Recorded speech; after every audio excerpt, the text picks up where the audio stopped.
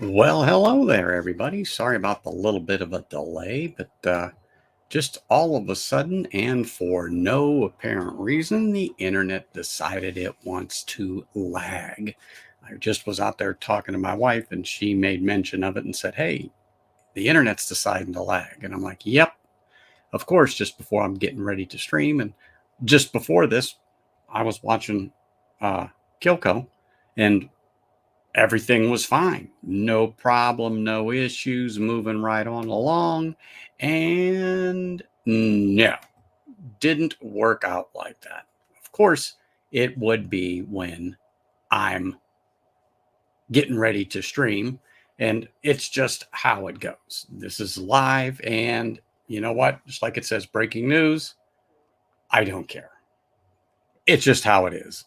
You got to roll with it. Look at this here. What's up, Jim? Cheers. Haven't seen you in a minute. I know you've been around. Unfortunately, when I've seen you or know you've been here and there, I'm up at camp or got to get ready for the next day to do that W thing. I don't like to openly curse and swear on this channel, especially when I have to use that W word. Don't want to do it. But anyway, glad that you could make it. It was kind of a, I want to say an impromptu stream, but it was just one of those things where I was up at camp and enjoying myself, did a little hiking, so on and so forth. And what the heck? I just decided when I got home, I was like, yep, I got enough time, put up the thumbnail and do a review of a scotch that, ooh, beautiful pop, have had for a minute and just didn't get around to um, reviewing it. But unfortunately, you know how I am. Got to put my arm on the rest. Um, that I don't like to hear, read, or really openly discuss whiskeys prior to me getting into it and tasting it. Well, this one in particular, I'll pull it up. You all know because it's on there, the Glenkinchie, right here, 12. I, prior to buying it, didn't hear anything about it. Just know that it's a lowland and something I just wanted to add because I don't have many lowland scotches. So anyway, when I saw it on the shelf, I decided, well, what the heck, I'm going to get it. And someone there, nice, just like we all do, we get there and we're talking and actually had this and started talking about it and talking about the nosing and some of the tasting notes. And I didn't say anything because that's just what happens when you go to a liquor store and somebody has tried it and sees that you're interested and conversation starts. We've all been there, done that, and got the t-shirt, right? Right. So anyway, that being said, I do know a little bit about it. However, it's been a few months since I've got this bottle. And so a lot of the conversation is gone. Some of the tasting notes are still bouncing around up there, but there's nothing I can do. But the pour for today, I haven't been back at it, but is this Glenglassau, the Sansan? I haven't had this since I did the review a few weeks ago, and I purposely just left it go. So my starting pour for the night before I get into the Glenkinchie, I am going to pour just a nice little taste of this right here in my, yes, it's the Glenlivet glass, but that's so I know the difference. And let me put the top back on this thing, but I just wanted to, I don't know, I wanted to go back into this and I wanted to try it, and gosh, it smells so good. But I had to open it up because, like I said, I haven't touched it since I reviewed it, and I have been good at not going back after it. Let me set that back over here. So, and as like I said before, I'm going to go ahead and keep using this tasting glass when I crack open the uh, Glenkinchie, almost said Glenglassau, uh, and put it in there and really see if it makes a difference. But let me get into here and do a proper greeting because I seen Rick popped in there and I was beating my gums. So Cheers, Rick. Appreciate you being here and coming over to say hi to everybody. And of course, Richie Z. Cheers, brother. Hope all is well with you. Appreciate seeing you. So, Richie, Rick, cheers.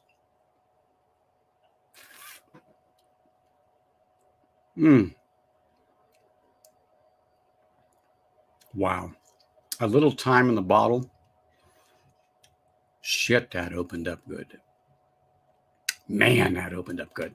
And across the pond, I cannot forget Mr. Morgan. Special cheers to you, sir. Appreciate you tuning in there from way across the way. Really appreciate that. Thank you, sir.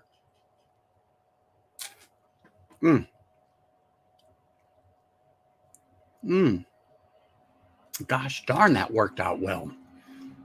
Holy smokes. Hey, John, cheers. Hope all is well with you. Appreciate seeing you here and stopping by to say hey.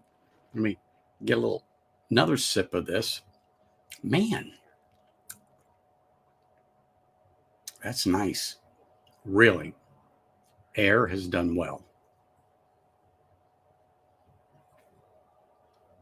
Mm-hmm.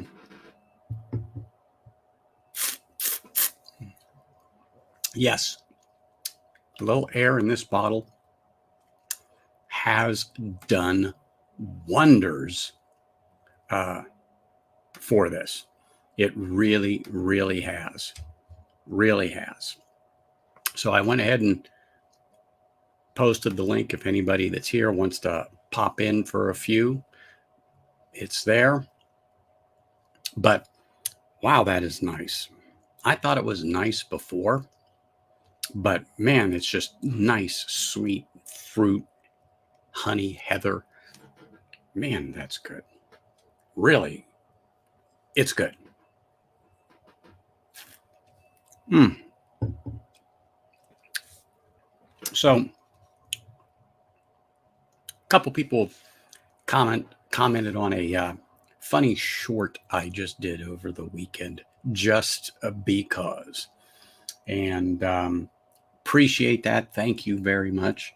And if you haven't seen it, go ahead and look it up. But uh, just a little short that I did while I was out and about hiking, trying some new shoes out, trying my new backpack, and trying to get the feel for it. And when I go up to camp, I relax, but one of the things I like to do is just go out and walk around the area because there's just so much to look at and so much to do there, and you really don't always see everything in your own backyard. So I'm trying to get out there and do that and see what's going on. But anyway, I'm breaking in some equipment like shoes and then that backpack. And if any of you ever done backpacking, know that it feels good at the store. You try it on, you get fitted and all, and it's like, yep, it feels good. But then when you start putting some weight in it and you start trekking around in it, it rubs your shoulders, or it's tight here, or it hits something on your back. But I tell you what, I did about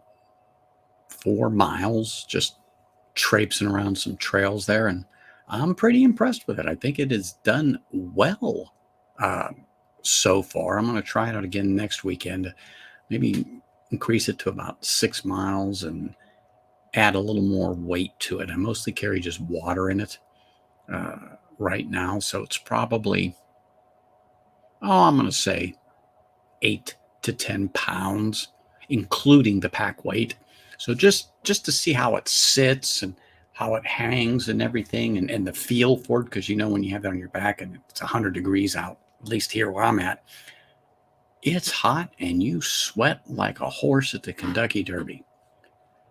Very good airflow down through the pack and along your back. Honestly, really good airflow. So that being said, really enjoyed it. It was really, really great.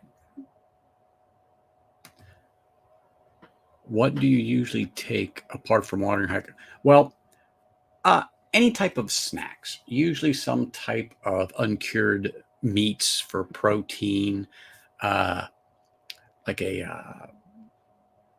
nuts, some granola, um,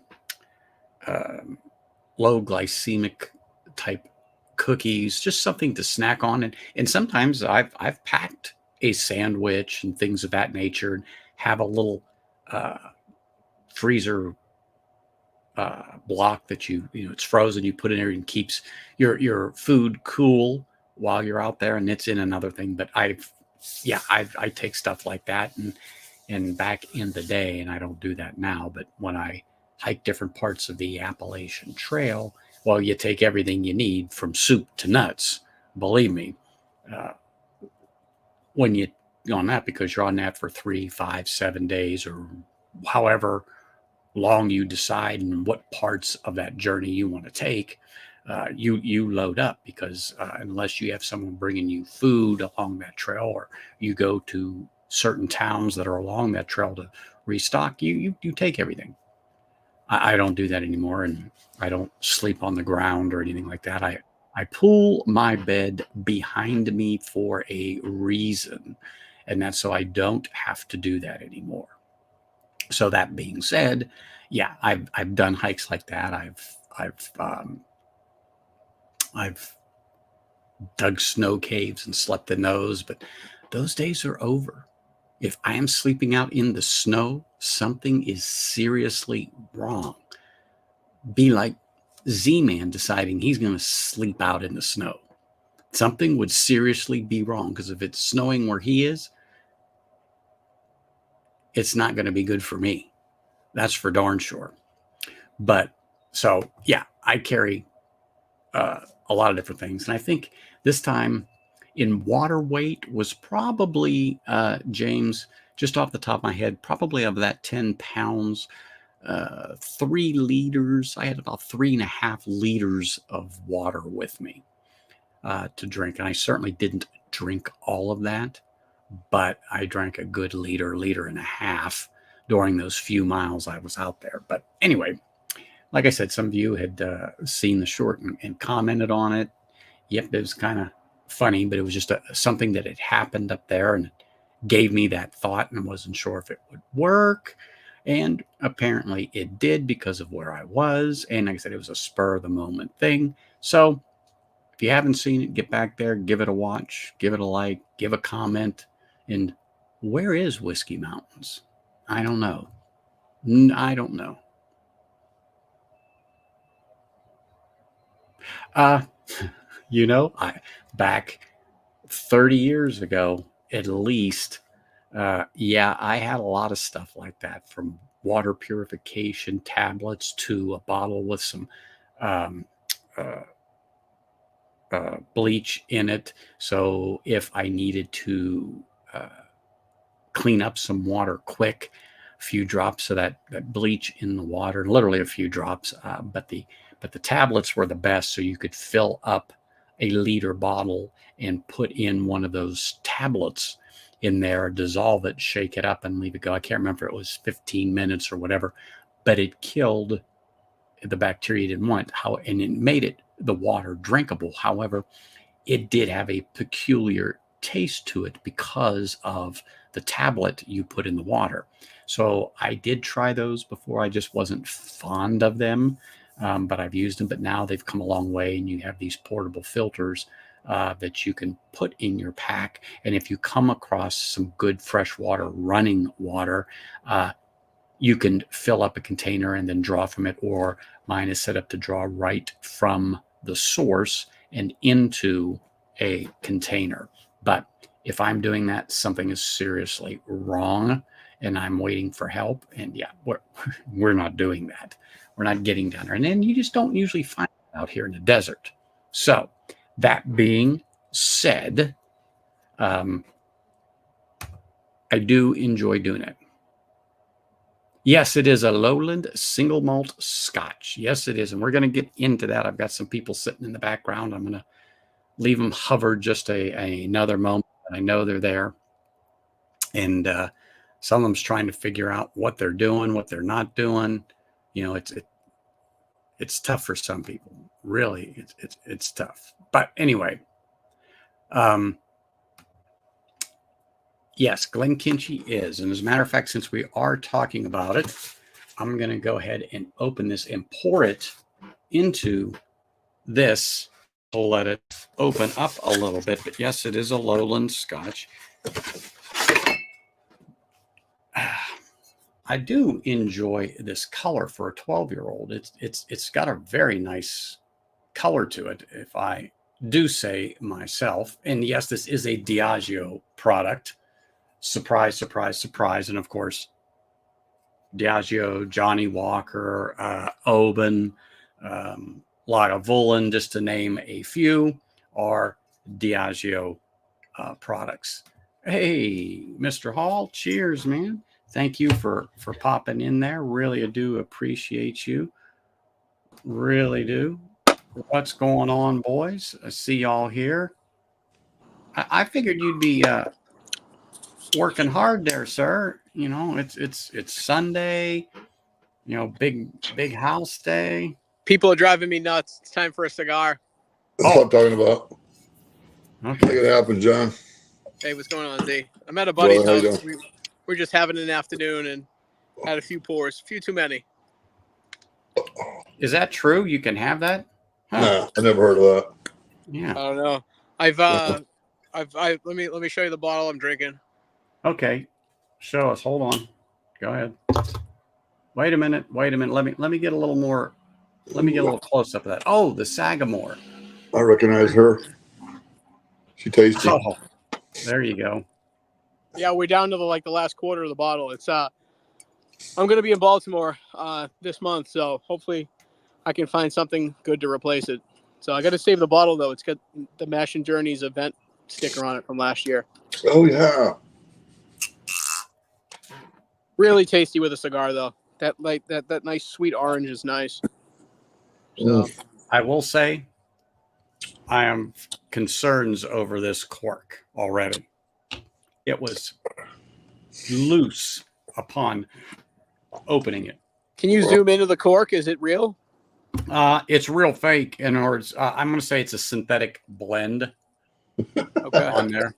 How's that? Hold on. Yeah. I don't think it will do well, but I'll pop it out there. Yeah. Yeah, that looks like a blend. Yeah. Yep, like a synthetic blend. But yeah, I was not. I don't know. I'll have to see what happens here over the next few weeks. I have a complaint about Old Elk, the bourbon, with the same problem with the corks. Like after a couple of months, you could tip the bottle upside down and it's gone. You know. Oh, don't tell me that. So I went to do a blending event with Greg Metz, and I instantly bitched him out about the corks. He goes, "Yeah, we know." yeah, we know. Yeah. How many times do I gotta hear this? Make sure I get a nice pour of the Glenkinchie. But to answer James, yes, it is just east of Edinburgh because I was looking it up, and just to give some people a history. And thanks to Jim, I got this from his channel, and I've got to get the new one. But I tell you what, I really like this as a reference. But Glenkinchie was started in 1837. So it's not a newer distillery, but it's a name that not a lot of people who are new into Scotch have heard. And yes, it is owned by Diageo. And so, you know, they have a lot of other fingers that fall off of it, but we won't go into all of that. But a little interesting side note that during the war, that they were one of the few distilleries allowed to maintain production during the war because, hey, we all agree, whiskey is medicinal. Sean. Yes, it is. Whiskey is medicinal, but it's pretty interesting. And I'm not going to go into the whole complete history, but it's nice to know it's been around for quite a bit. And yes, like Richie asked, is it a lowland? Yes, it is. And I don't have a lot of Anthony, you know the price of the bottle? The price of this bottle, I got it for $65, and I've seen it over $100, and I've seen it as little as about $55, depending upon where you look online. I don't think, well, I can't say I wouldn't or shouldn't or whatever, because, you know, taste is subjective, and so is your pocketbook. It's whatever you want to pay. So you pay what you want to pay. What would you compare it to? What would be Well, like? I don't know. I've never put my lips on it yet. Oh wow. Literally, this is a fresh crack. This is the first time I have had this. Hey, cheers, sir. What's going Appreciate on? you popping in here. Yes, yes, yes. Make sure you keep your ear down, Andrew, of when that shop is opening by you, because I want to make sure that uh, hopefully I can be there for the grand opening. He's But a good dude. I got lucky enough to meet both of you when I was out there. yeah, he's a great guy. He doesn't live far from me. He's on Yep. my side of town. When I say not far, 5 miles, 6 miles. So he's just literally. He came down to the casino and had a pour with me. Oh, good, good, good. Yep. Good, good, good. Yes, without a doubt. Hold on. I think I've seen another question in there. Nope, nope, nope. That was me. Sorry. That was just me looking at something else incorrectly. But anyway, yeah, I've never had Glenkinchie. Like I said, when I started this, when I picked this up a few months ago, someone started talking to me about it. And of course, I'm listening, but I try not to hear anyone's tasting notes or whatever because I don't want any preconceived notions. And so I just kind of threw this thing back on the shelf and really didn't forget about it. But it's one of those things where I just didn't know how I was going to, or what I was going to do, or when I was going to do it. And so long and short of it is that's how it came to the forefront, is because it got moved up to the shelf to where, hey, it's time I review it. So that's how it got to be where it's at. And I just decided today that is what I'm doing. What's up, Paul M? Cheers. Got a little in this glass, a little the Glen Glasshouse Sands End in here. If you haven't picked that up yet, Paul, I don't know if you have. I do follow you closely. But I don't know if you picked any of this up yet or not. But What's in your glass, Anthony? This one here is my starter. This is the Glen Glasshouse Sands End. This was 2023 Whiskey of the Year in Whiskey Advocate. Okay. This one right here. 50.5 ABV NAS. So not bad. I mean, is it a blend? No, it is a single malt. But it has opened up very nicely since I opened it up and reviewed it a couple of weeks ago. I mean, I have not touched it since my review, and this is what I opened the stream with today, is a little of this. And I wasn't sure how this was going to go because when I started, the internet was just being redonkulous. But sorry. Well, it happens. You're ready to go, and then all of a sudden, boom, something happens. But let me get a sip there. And do you drink Scotch, Ed? Yeah. Oh yeah, yeah. He's like me. We don't discriminate. We'll try anything twice. No, I'll try anything twice. I don't have a big Scotch collection, and I haven't replaced a lot of bottles I like the classic Lotties. I like the Glenmos. I like a lot of shit. Oh, good to know. I probably got about 20 bottles of Scotch, which is like not very many compared to the others. Yeah, my bourbon collection's bigger, of course. And cheers to you, Mark. Northwest Bourbon. Anybody catch his veteran stream? No, but I have in the past. Cheers, Mark. You're doing good stuff, man. Yes, he is. I unfortunately was at camp while he was streaming, but when I could, I try to watch and listen. Love it because it is truthfully a great stream that he does every month. And if people don't know about Northwest Bourbon, get over there, give him a sub. Any of you that are veterans that pop in and out here, please go over and support him, particularly when he does his veteran stream. Yeah, last night was his monthly all veteran about stream. Family, and it's all about being supportive. And he'll help out any way he can. I mean, it's a great stream, and you don't have to be a veteran to watch, or you don't have to be a veteran to participate. Just come on, sit down, and watch the show. Anthony, when was the last time somebody was on that stream and didn't have a veteran that was a friend or a family that was? Oh, absolutely right. Absolutely right. That's it right there. Hey, cheers, man. Looky here. We got the bourbon bar on here. What is good to see you, man. Appreciate you coming in here. And then I think, if I'm not mistaken, you were drinking wine. Was it about 2 weeks ago? if I remember right. Yeah. Now you talk about a guy that does not discriminate. Right there, Hey, he will I drink had it some white and wine he will tell yesterday. you about it. No judgment. Just a little vino. Oh no, I don't have a problem Oh, with it. you know. As soon I'm as pot Italian. You know. Hey, as soon as Troy Man gets free, I threw it out there back in January or February. I said, hey, let's do a little one-off thing and do one or two streams on wine because he knows a little something about wine compared to Well, what I would us hope three so. know. We're drinking it for the antioxidants. It's for our Exactly. Get the pollutants out of the body. The pollutants.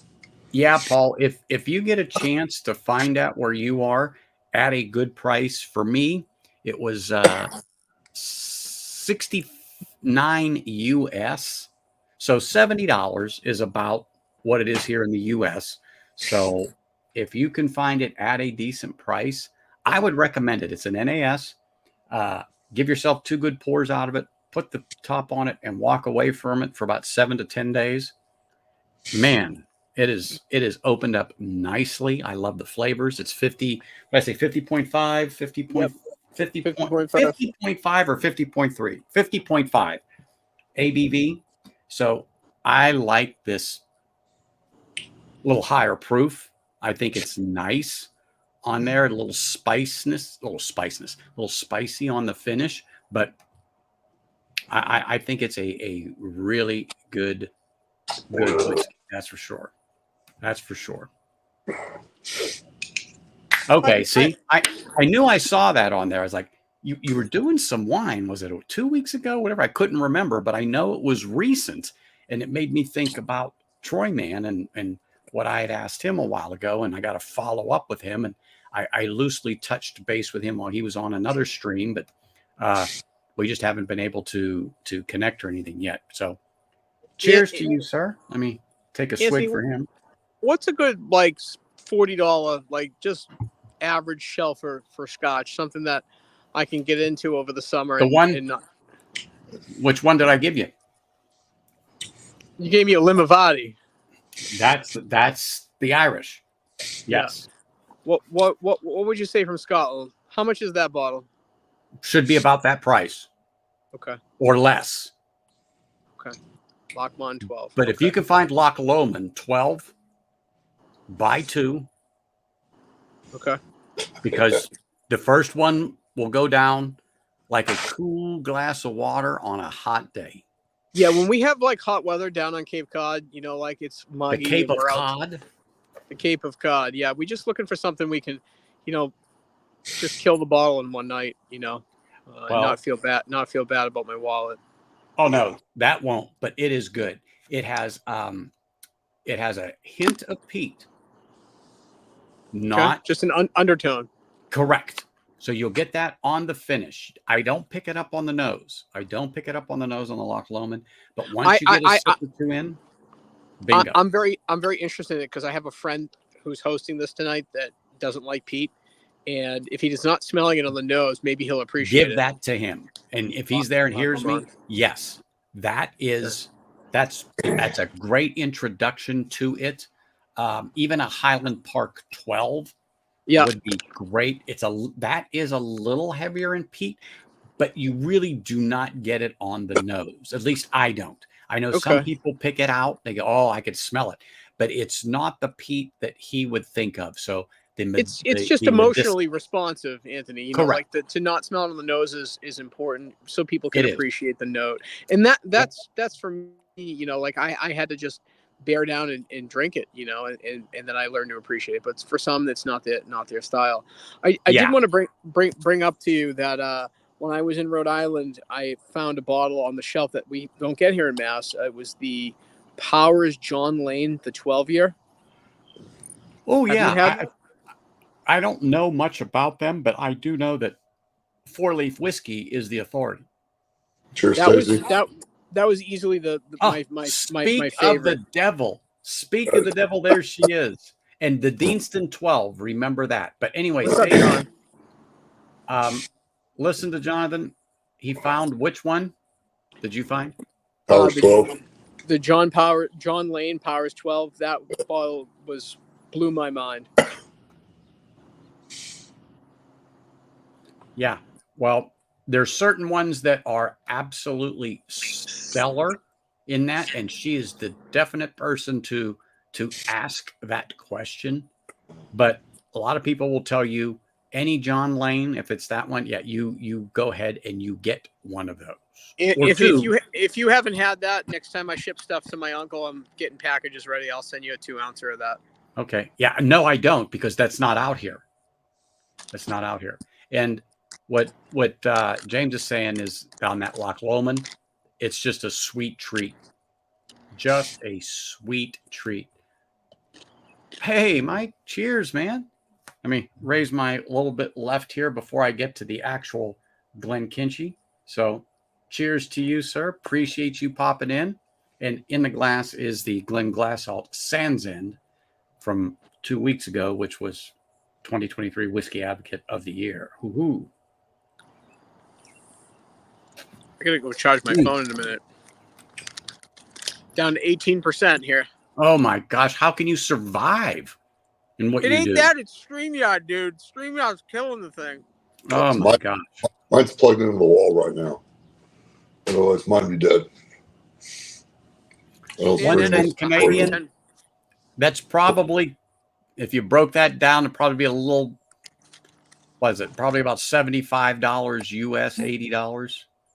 For what? Well, he's in Canada and we're down here. And so, but he found it for 110 Canadian. Oh, okay. I got it. If you feel that's a good price, but with the difference, Paul, I'm just telling you, I like it. It's a great sipper on there. I'm gonna go charge my phone. Go charge your phone. You know where we'll be. Yeah, I'll be back. Bye. Okay, we'll be here. Anyway, yeah, it's worth it. And so is that Deanston 12. It is another good introductory Scotch for sure. For sure. All right, let me clear off my palate. Right back at you, John. That's right. As long as that 30 pack is full, Z-Man's good. Yep, it'll keep all rolling. All right, so I poured this Glenglassalt in my special. I always laugh about it, but I hold it up because people say, "What's that glass?" That glass is from a company called Neat, and they make competition level whiskey tasting, nosing type glasses, so they say. And I've actually had this for a minute, and I've told the story before. I just never opened them. Matter of fact, it's been over a year I had them, but finally decided a few streams ago that I'm going to open it and see if they make a damn bit of difference versus, one of our normal Glens or not. But anyway, yeah, we all have a big list, Paul. That's for darn sure. I'll put it on my list. But when my guy down here gets another one, I probably will get a backup for it. I'll have a few more pours before I make that final decision on the backup. But I like it enough at this point to at least consider it. But again, if you can get a pour of that at one of your local bars, give it a whirl. Give it a whirl to see first. I think it's good. But anyway, so I've got this Glenglassalt. Oh my gosh, Glenkinchie. Let me put that more up in front of me. Glenkinchie in my glass. And I will say this right now. I don't know how. Let me highlight myself here real quick. If you all can see this, let's just see. Let me just see if I can get that. Here it comes. This is beating nicely, and the legs are running extremely slow. Come on. There we go. Down the side of this glass. So it appears to have a nice viscosity to it. Sweet on the nose right off the bat. Sweet and fruity. Cheers, Rick. Yeah, sweet and fruity right on the nose, right off the bat. Appley with pear Yeah, apple, almost like a maybe a red delicious or a crisp green apple, but definitely honey. Definitely heather, honey. I know to me, when I smell them, I automatically go to honey. So, but nice on the nose. Nice on the nose. Hold on, let me clear off the palate here. Yes, but now let me get off of myself here because you don't need to see me, but it does smell nice. Like I said, super sweet. Let's get right to the palate.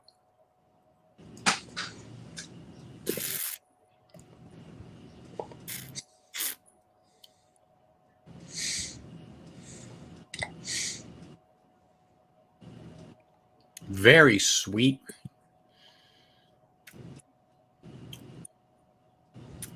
Fruity taste. I'm with a little, with almost like a little lemon,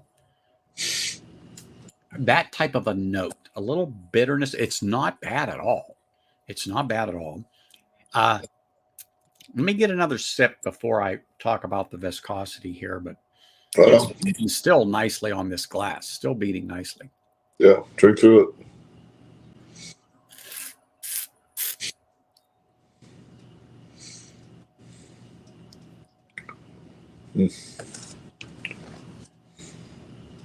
So it looks thick on the glass, but it's a little thin on the palate. Not disappointing. Maybe, a little bit, but clean finish.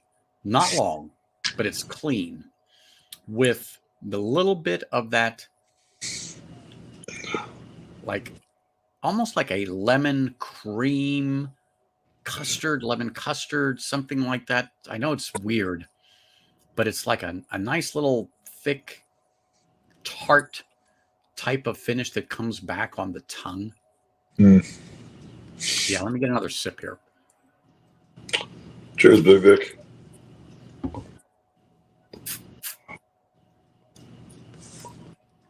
Hey, Big Vic. Cheers, brother. Thanks for popping in here. Yeah, that's kind of, wow. Yeah, that's a little more lemony zest than now that's on the third sip. It's not bad. I wasn't expecting that per se, but and like I said, it was thinner on the mouthfeel than I anticipated that it would be after looking at the side of the glass that I had that I'm sipping it from. But it's not bad. Did anyone pick up a bottle of? No, I don't even know what that is. At least I haven't seen it here. Isn't Toir like a wine barrel, or what is that? I don't know. I've heard it before. No, not at all. But I'm going to put a little more in the glass.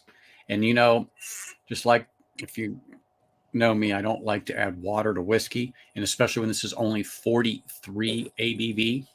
But I'm going to put a little more in here because I want to give it. I want to give it a show here to see if more comes out of this whiskey. So I give myself another nice pour. I'm being generous here tonight, and I'm killing a bottle. I'm killing a bottle of this shit. I should have bought it back. That's the standard. Yeah, I still love it. You know what? Frey Ranch is great. I'm just not a fan of the standard. I would drink it, but it's not my favorite. But now you get the picks at 130 plus proof. Oh, now that's sublime. Yeah, exactly. Throw your hands up and just, it's delish. Yes. Oh, I've had it. Exactly the experience. I can't find them all the time.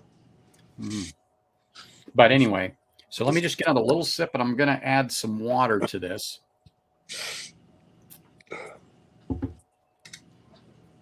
And like I said, being that it's only 43 ABV, I hate to, but I am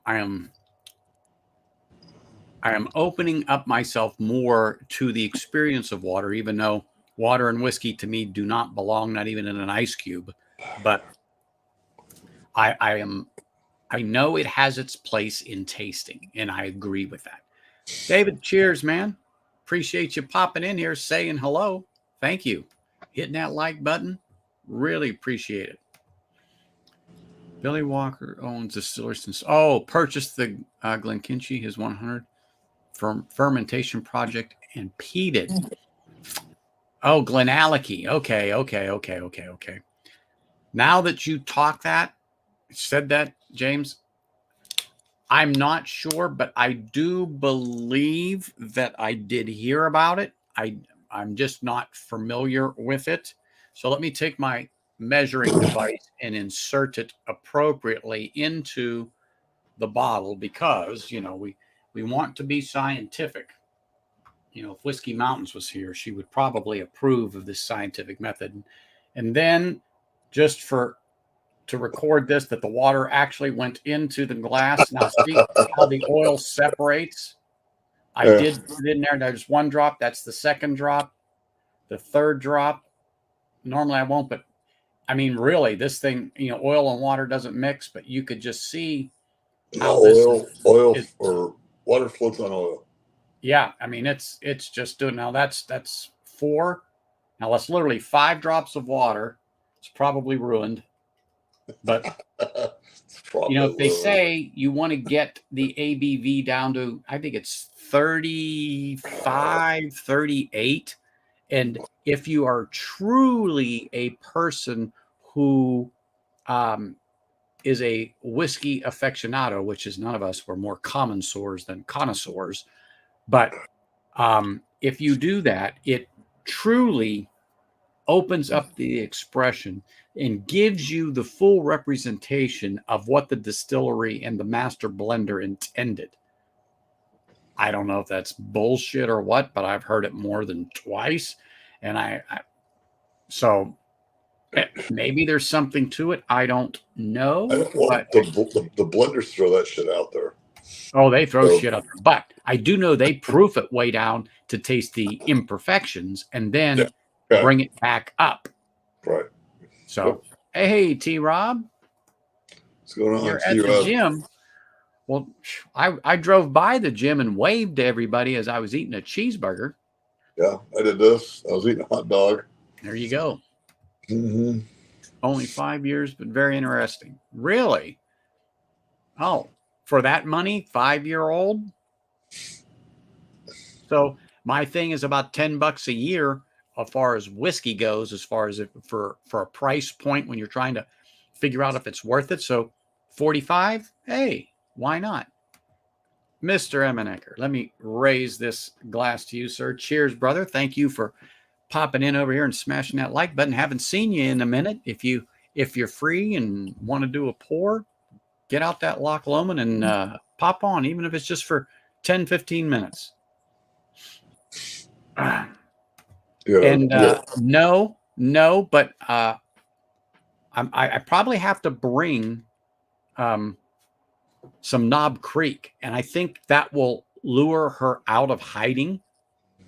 Really, I think I will. So my next one, I'm going to have to bring some Knob Creek and kind of like shake it around as I go. Oh, put your hands up. Hold on. Yeah. It happens. That whiskey would take your breath away, or Miller Lite, one of the two. But that was Miller Lite down the wrong pipe. Yeah, you got to put a link up. Nobody can get on here. So you don't get a link pinned. Yeah, without a doubt. So now that everyone has seen that I actually put water in my whiskey, and I've let that go for a few minutes and to see what happens, let's retry this on the nose. Oh, shit. Yeah, that smell light down the wrong pipe. Holy fuck. You know what? No huge difference on the nose. Still sweet, still fruity, Cheers, Isaiah. honey, pear. Yeah, that's still all there.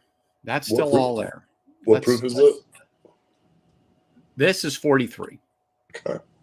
Nothing exciting, but I like 43 versus 40. So, like I said, you all saw 5 drops of 5 drops of water into the whiskey. Here it goes.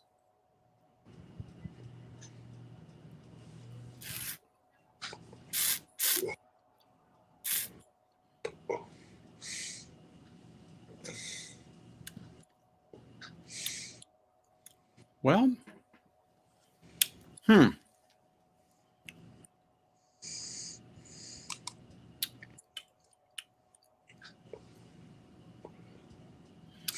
you know, I really can't say if it made a huge difference. That's interesting.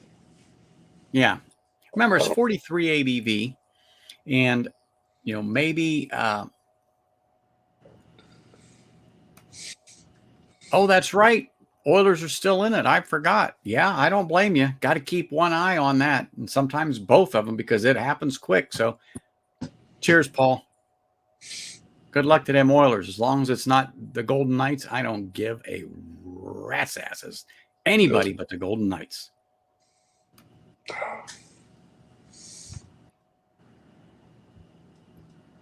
Oh, you know what? You know what? Yeah. I forgot about Leanne. She did make a trip. I forgot all about that. A lot of people are making them trips. Only I'm not. That's for sure. And I did see, Isaiah, cheers, man. Appreciate you sticking there. I was like, thank goodness T-Rob said something because I was like, oh, yeah, wait a minute. Cheers, man. Appreciate you for coming in here just to say hi and smash the like button and listen to us. Oh, my goodness.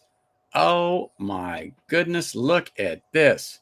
Holy smokes. Now you know you've arrived when Eva Williams shows up. Let me raise this glass of Glenkinchie here to you, sir. Cheers, brother. Nice to see you. Been a minute. Well, let me get another sip of this, and I may add just a couple more bits of water to this, just to see if there's really any difference.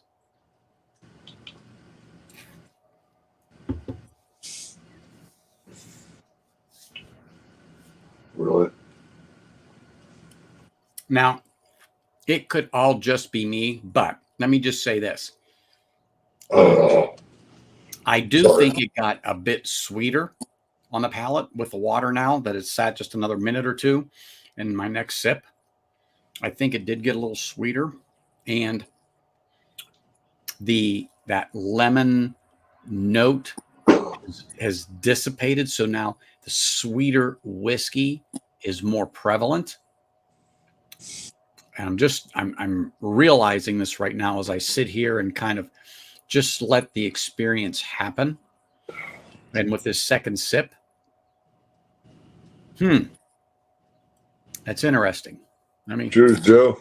Let me get a little more in here before I say anything else. Well, that water could kill that shit too. That seems like too much. And I know you don't want to say it, but I'm gonna tell you right now, if it's hot garbage, that's gonna stay hot garbage. Oh, exactly. It would be. In my opinion, that's not going to change it. Crap is crap, no matter how much water you add to it. Some of these whiskeys, you can't dress them up. They do their best, and Yeah. This is somebody's work. Like my Frey Ranch. No. I get it. Cheers, man. Appreciate you coming by to say hello, man. Thank you. Appreciate that. Oh. But yeah, that's pretty interesting. I mean, you like it? Yeah. Well, it took away some of that lemon cream type of a note that I'm going to say bitterness that rolled forward, which wasn't off-putting, It was more reminiscent to me of what I get on younger whiskeys, but I knew it wasn't because it's a 12-year-old, but it was just kind of unusual. So I'm going to go ahead, and honestly, I am getting a little more water in here, and I'm going to just add a few more drops just so everyone can see this. I'm bringing it up here, and Let me do a bio break. I'll be right back. you know where you're going. So there's one. There's two. And come on, you can do it. Let's go. All right, there's 3 more drops of water in there. I mean, sacrilege to do that, but I do believe that it serves a purpose when it comes to taste testing. So 3 more drops of water, which gives it a total of 8 drops of water into this liquid right here. And so we shall see how this rolls. What's up, John? Hey, Anthony. Your brother. How are you? Good. Just got finished off the grill. Dinner's cooling down right now. So. Oh, cooling down. Yeah, I made some bratwurst in patty form on the grill. Oh, yeah. So I wanted to jump on. Everybody, if you can, raise a porta mic. What is that? I missed what you said there. I apologize. Raise a porta mic. Oh. He posted on Facebook. His mom passed away today. Oh. So I was praying for you, Stolzy. Yes. Cheers. So, yeah, that's wow. I knew that she went to the hospital. Yep. And yeah, that's a shame. Yeah, I just saw that tonight. Yeah, that is a shame. So.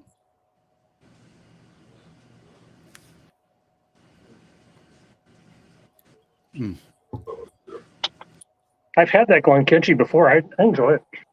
Well, I tell you what, now I'm up to 8. I'm up to 8 drops of water in there. And I'm letting it go here a little bit, but yeah, I'm now noticing a little bit more of a difference in there. Mm-hmm. I am noticing a little bit more of a difference in there. It's a very light, enjoyable pour. Yeah. I saw it come across chat earlier, so I poured some Glenalpy 12. Oh, there you go.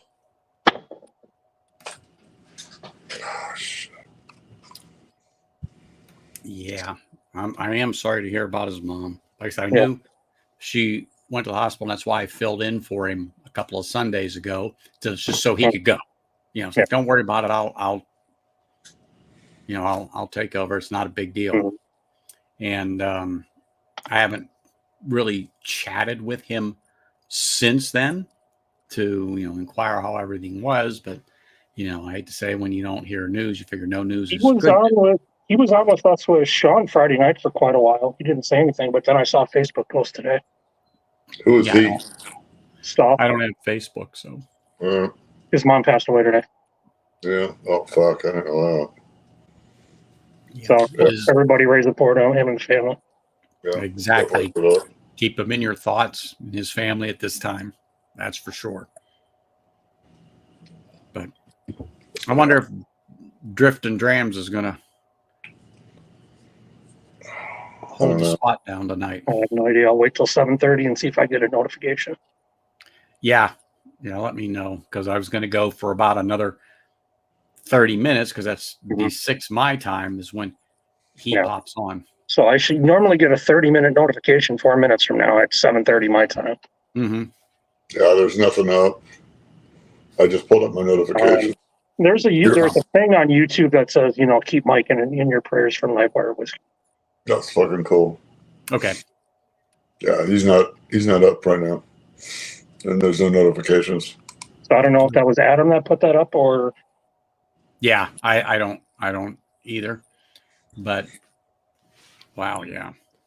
But when you're eating, I know you're going to be running here in a minute, but let me know, Mhm. if something's Yeah. happening or not. Yeah, nothing's happening right now, Anthony. Yeah, I'm going to have a pour. I can wait and eat in a half an hour. It'll be just fine. So You sure? I mean, I yeah, I'll like be my fine because stuff. I last ate at like 3 o'clock, so I'll be just fine. Oh, Yeah, This and is my I got the first. same. I got This the is my same first problem. pour since Friday, so don't worry about me being hammered or anything. No. yeah. Well, actually, this is the first whiskey I've had since Thursday. I had a good time Thursday night. And I had a good time Friday night, and then went to bed early last night. I Yeah. didn't have any last week. Well, no, that's true. Last I had was Sunday. No, I'm sorry, Saturday. Last I had was last Saturday. So I had a few dry days in there, but does you good. Yep. Does you good. Brian, cheers, man. Cheers, man. Appreciate you. I mean, I drank water a lot yesterday. Went to bed really, really early. I felt great today.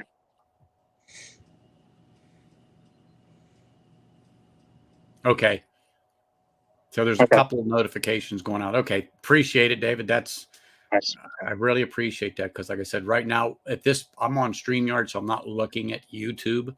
Mhm. So I don't see. I don't see any or updates. notifications from fucking Whiskey Nash. So I don't know what the hell he's talking about. Well, I mean, you got 2 minutes till 7:30 my time, so you should get a 30-minute notification. Yeah.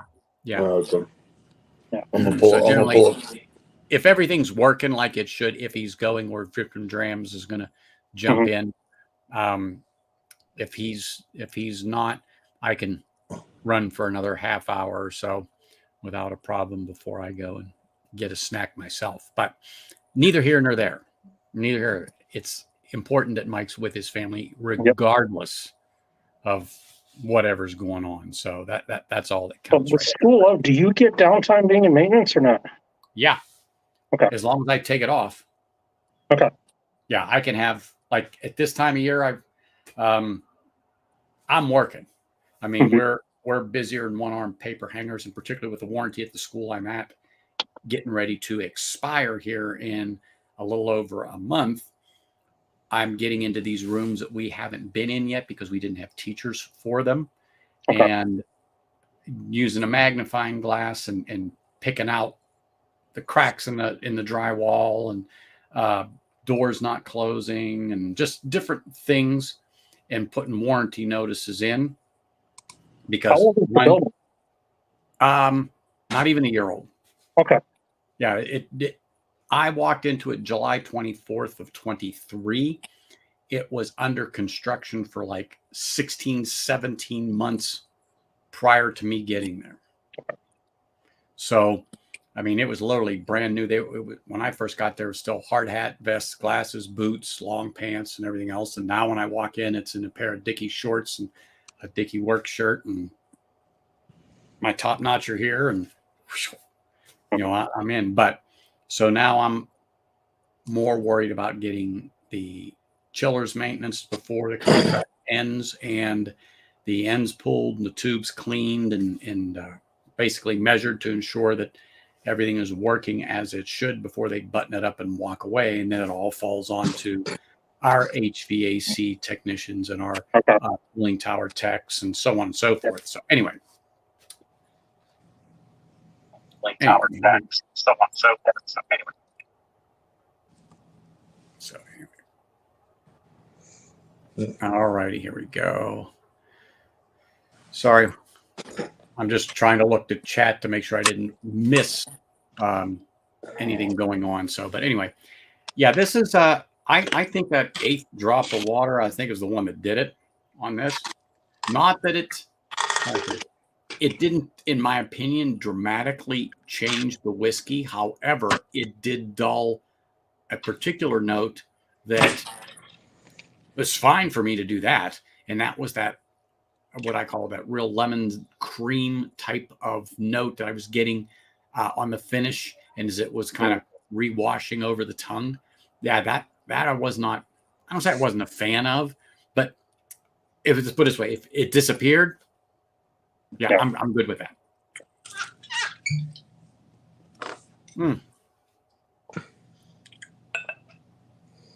Very sweet, very sweet. To me, with that little bit of water, I like it. I like it. I like that one particular note is muted, specifically on there. I do. I like this whiskey. I'll reserve my opinion on the backup for a little bit on it, but like I said with the Glenglassaugh Sands End, the backup is probably in the future on that one. I could go out and say that on that particular bottle because I found it really good. And then now that I went back to it about 10 days later, yeah, it opened up nicely. So that being said, it's like, yeah, that's well worth the high consideration of a backup. I haven't had any 1770 yet, so I think the Glenkinchie is probably my favorite lowland for the moment. I like that better than anything from Glenkinchie. Well, this is the first I've had this. Anyway, and I'm not disappointed in the bottle at all. What was a bit of a oh darn was the way it cleaned to the glass gave the impression there was going to be more viscosity than there really is to it. But overall, no, I would definitely share this with you guys and not think twice about it. It's just one of those that I think is a good pour, particularly if you can get it for $60 to $65 range. Oh, absolutely. It'd be a buy all day at that point. I don't have a problem with that. I don't think that's outrageous for this. And I haven't had many lowlands, so I don't know for sure if this is indicative of them all as far as viscosity goes. I don't know. But what I also think that some of that note I get that lemon cream note is because of the copper pot stills they use. That gives you sometimes a metallic taste flavor. I don't get that, but I get that lemon cream note, which again could be a byproduct of the way it is distilled. Not that it's bad, but they do use copper pot stills. As a matter of fact, if I'm not mistaken, two of the largest in Scotland. If I'm not mistaken, if somebody knows for sure, let me know. But I'm almost. We're talking largest diameter wise, or I'm not sure, but I know I read it somewhere, and I can't remember exactly where I know. I think Glenmoranchie's got the tallest. I know Glenmorangie has big ones. Yeah, as in copper pot stills. Let's be specific now. Well, most of the Glenmorangie and Glenlivet, Glenfiddich, they have huge stills. Yeah. Well, you gotta like the flavor of that copper pot, though. It's different, and that's why I want to mention that. If somebody is interested in it, I don't want my description to persuade them not. It's going to taste like copper. You're going to get a little something from that particular still.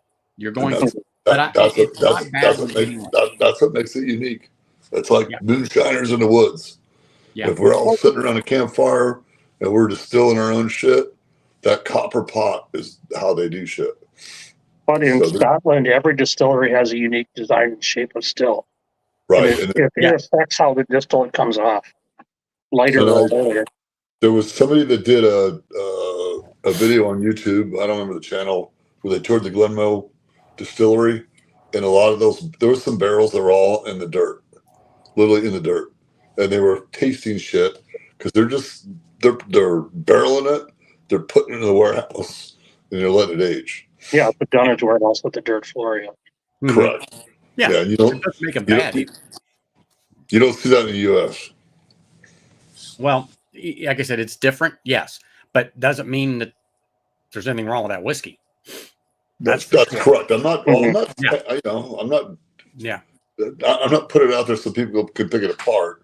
I'm just telling people, look, that Oh no, there's you're some, right, and I just want to make sure that everybody knows that doesn't make bad whiskey for sure. They've No. been doing that way for Yeah. well over 100 years. I mean, Yeah. And climate is so much different too.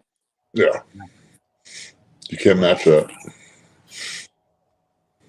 mm, Yeah, And it's I'll much drink it all cooler day. over there. Mm. Oh yeah, yeah, for sure.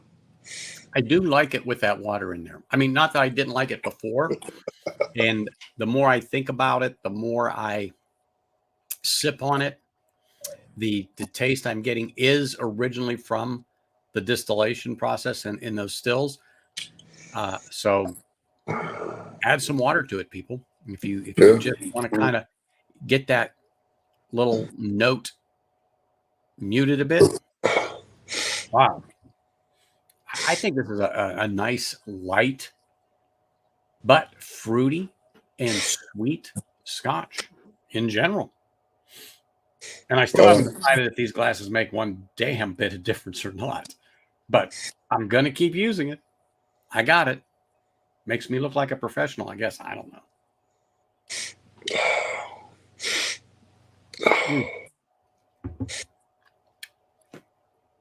Wow. Now I'm good with really I am good with it.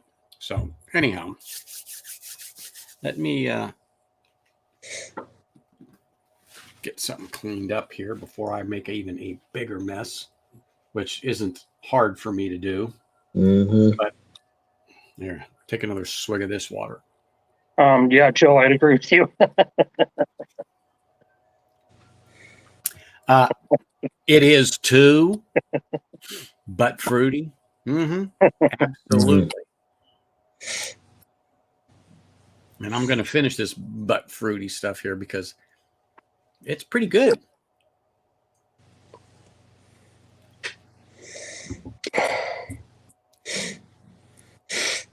So, yeah, on my next little endeavor, I'm going to have to pack some Knob Creek with me, and maybe that'll lure her out of wherever Whiskey Mountains might be hiding. And one other thing that's funny too is like I said, that was all spur of the moment thing because of talk I heard, and it had nothing to do with her. But when you're up that high and everybody's below you, and you're in,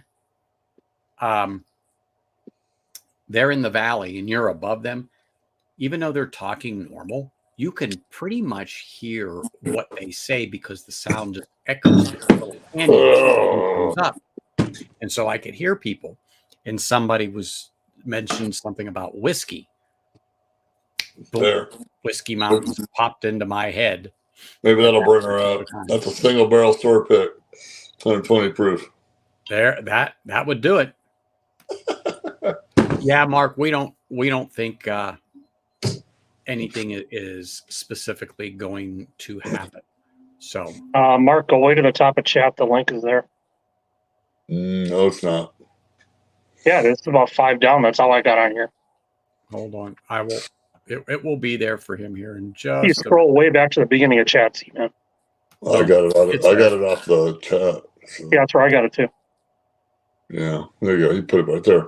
Yeah, I put it back up there for him. Yes, I guarantee you, if all those were lined up there, yes, he would swoop in like one of them hawks I was watching, without a doubt. And just so everybody knows, I have a great affection for Whiskey Mountains. I'm just having fun. Let's so everybody understands she's that. also a fellow Green Bay Packer fan, so she's got that going for her. Well, okay, I have to falter for being that, but that's okay. It's all right. It's one of those. Hey, man, I was a Steelers fan as a little kid in the 70s. Hey, you pick a team and you stand by your team. Rocky Bliers from about 45 minutes down the road here. Hey, Mark. Cheers, Mark. I'm on the phone. We'll try to mute the other thing. I don't know if I can. You should be able to, because that's what I do, Mark, every time. Just mute the YouTube app and then Or you can just pause the stream on YouTube and that'll mute it too.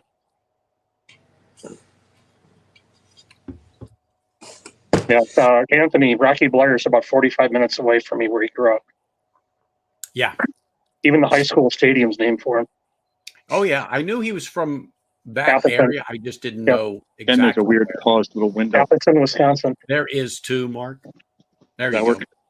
Yeah. Oh, no, you're fine, Yep, brother. you're You're good. fine. How are you? Good. Yeah. I'm in the garage. I see that. I'm like, I can barely hear you. How am I going to make the media go loud? now you're fine. Yeah. And there's an airplane flying by. Well, they're probably Watching doing the smoker. I got a pan of mac and cheese in there and a pork one. Tender Oh, one. really? There you go.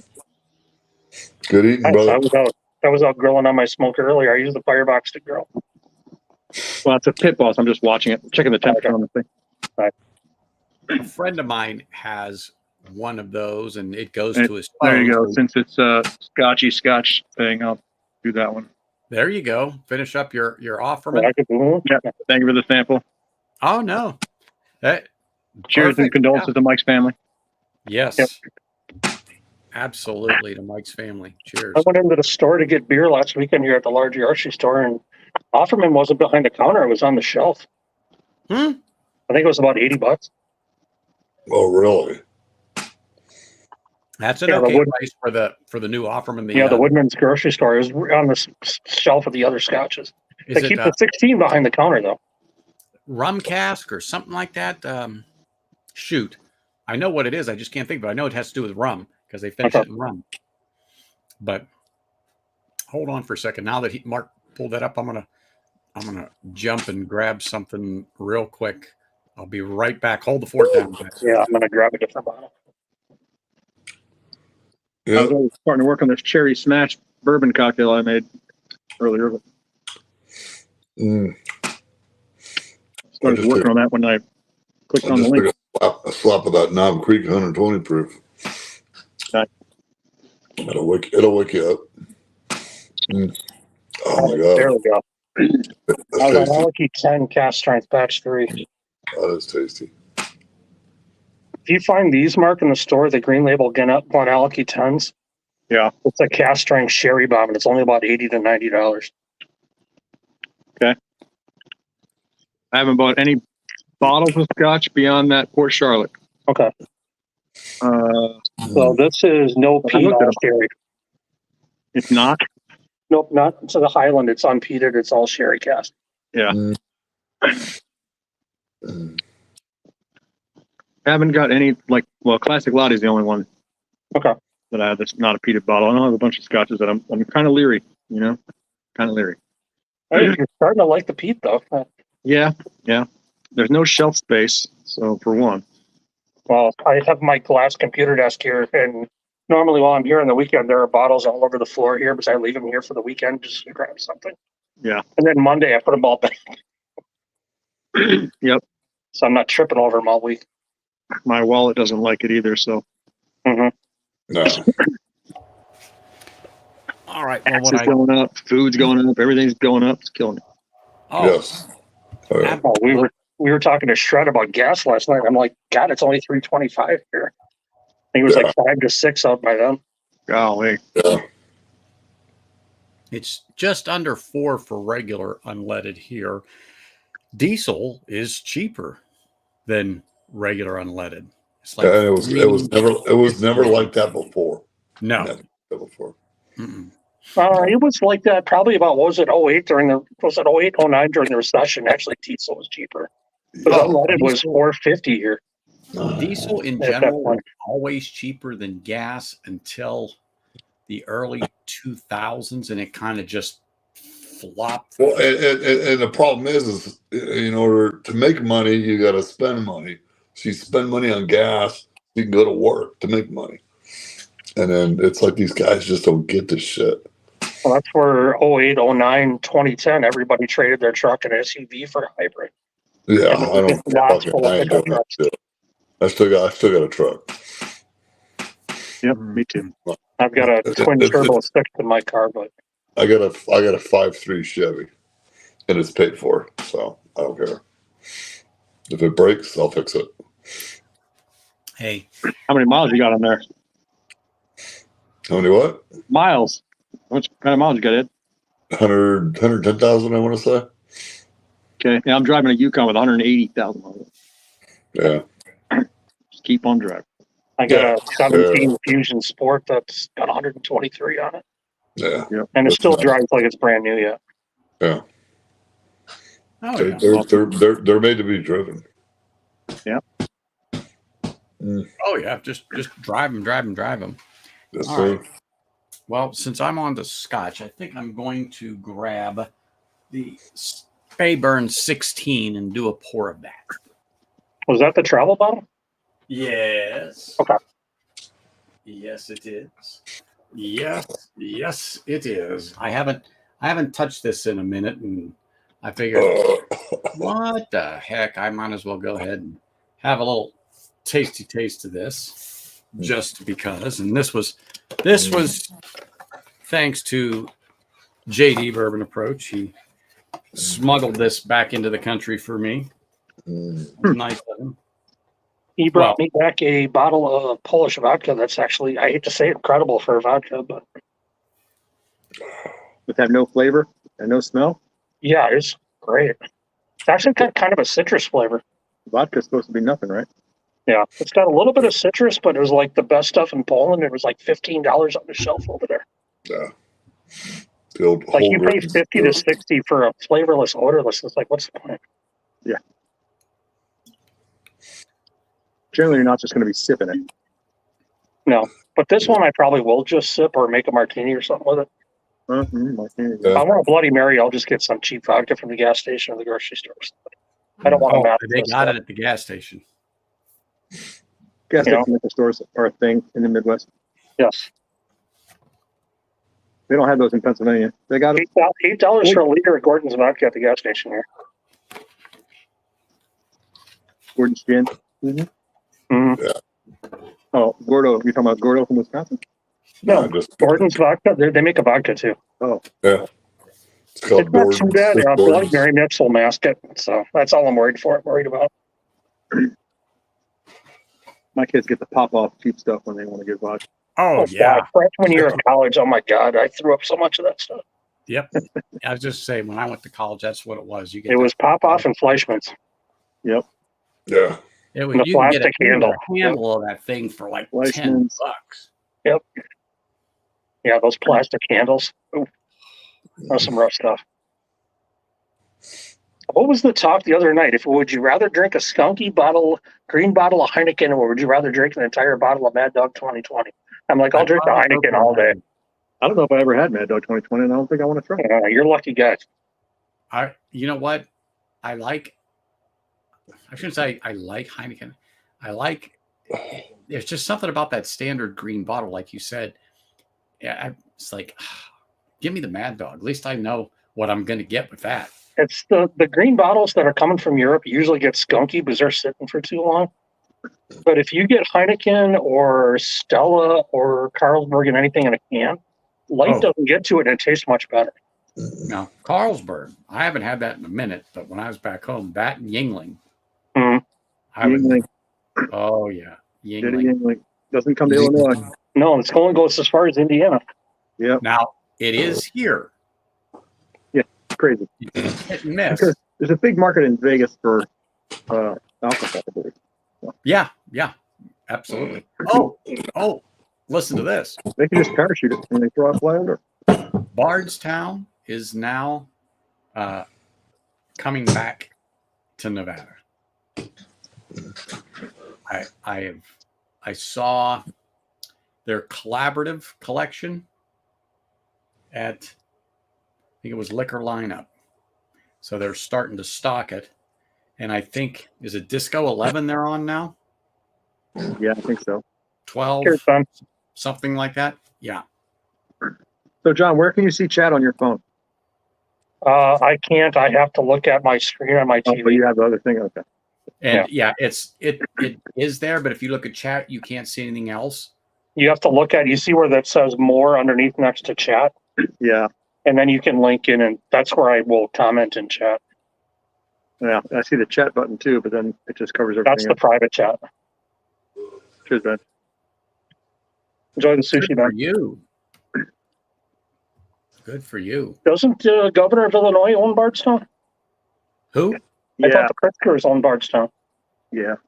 Yeah, Invested in it. His investment company, whatever that is. yeah.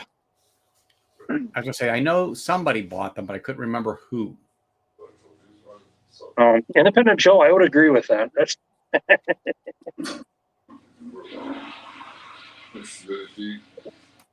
I guess we're not doing phrasing. I'm not saying much. Yeah, I don't want to either. I'm not repeating it. You know, I figured, you know, he knew what he was saying, and I did too. And I just said, okay. Yeah. You know, Yeah, we try to let it keep this go. a family channel now. Yeah, I love family channels. That's why I'm here. Mm. Oh my gosh, this Faber 16 is just sublime. But All right. My mouth was watering after that sip. Holy smokes. I moved up in the proof thing. Anthony, you ever had one of these? The 10 cast strength? I haven't had the 10 cast strength, but I've had Glenalachie. Okay. The 10 cast strength is just a sherry bomb. And yes, Joe, this is a family channel. good for you, Joe. Way to recognize, brother. Whiskey lovers. But Someone yeah, make a family comment. this Yeah. Faber 16, oh my gosh. Oh my gosh, is it delicious. Mm.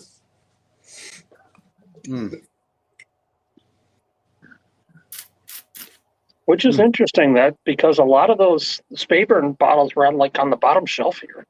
Always. The 10, 12, whatever. Yeah. I mean, no more than $20, $25. But the Glenmorangie is another one. Yep, same way. And the 18 is only like $60, $70. Yeah. It's kind of like And Loch you know Lomond. I what? think Loch Lomond is only 75 here. And they're not bad juice. It's just that it's considered a bottom shelf brand when really it's not. It's just what it is here. Like the Singleton here. Singleton sits on the shelf. You go over to Japan, that's behind glass. The Singleton 18. I mean, I think the Loch Lomond is only about $25 here. Yeah. Or 12. You know, Massachusetts is probably double. That's what I was telling Jonathan. But it's $24.99 here. And I think when Andrew got it for me at Costco, I said, you know, pick me up too. Mm-hmm. And so he knows if he finds another one and it pops up just to buy it because I'm down to my last. For a $35 bottle, the Dean Center Virgin Oak is really good too. Well, exactly. If you're a bourbon drinker, if you haven't had Scotch, Dean Center Virgin Oak is a good place to start. Yeah, Cheech was having that Glenfiddich 14, which is a bourbon barrel. I think. Yeah, that's pretty good too.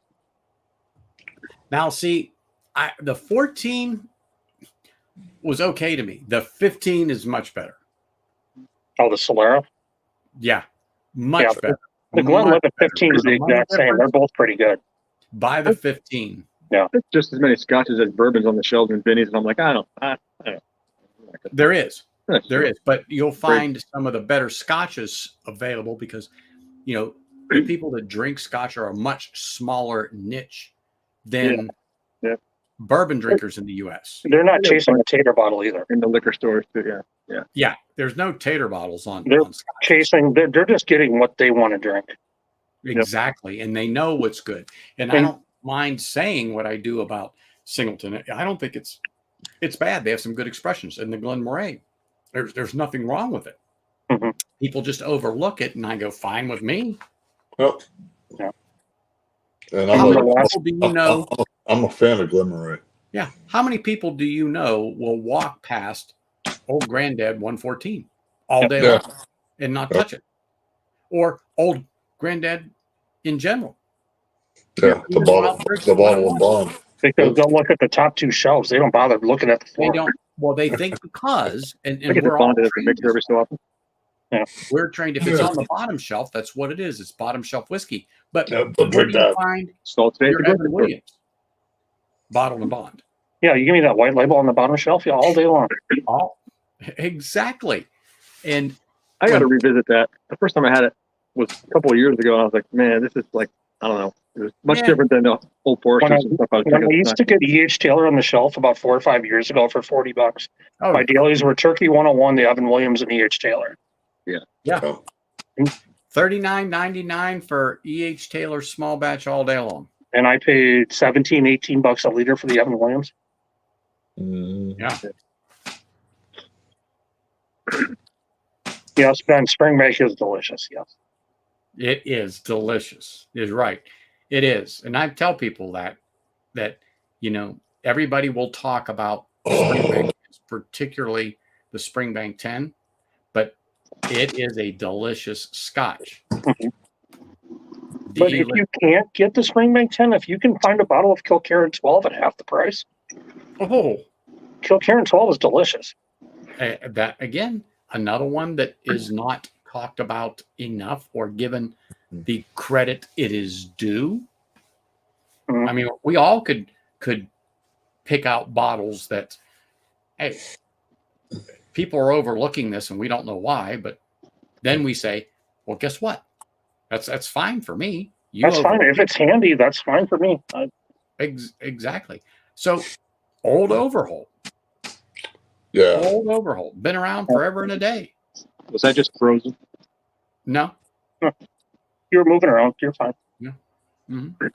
I just reset my timer on my phone and I was going through different windows. And if it kept me going, I guess it kept me going. No, you're fine. And sometimes other things will pop up while you're still streaming or you're still live on your phone because you're looking at something else, but it's still active. Yeah, I've seen John do that using his phone. I thought I just would be frozen.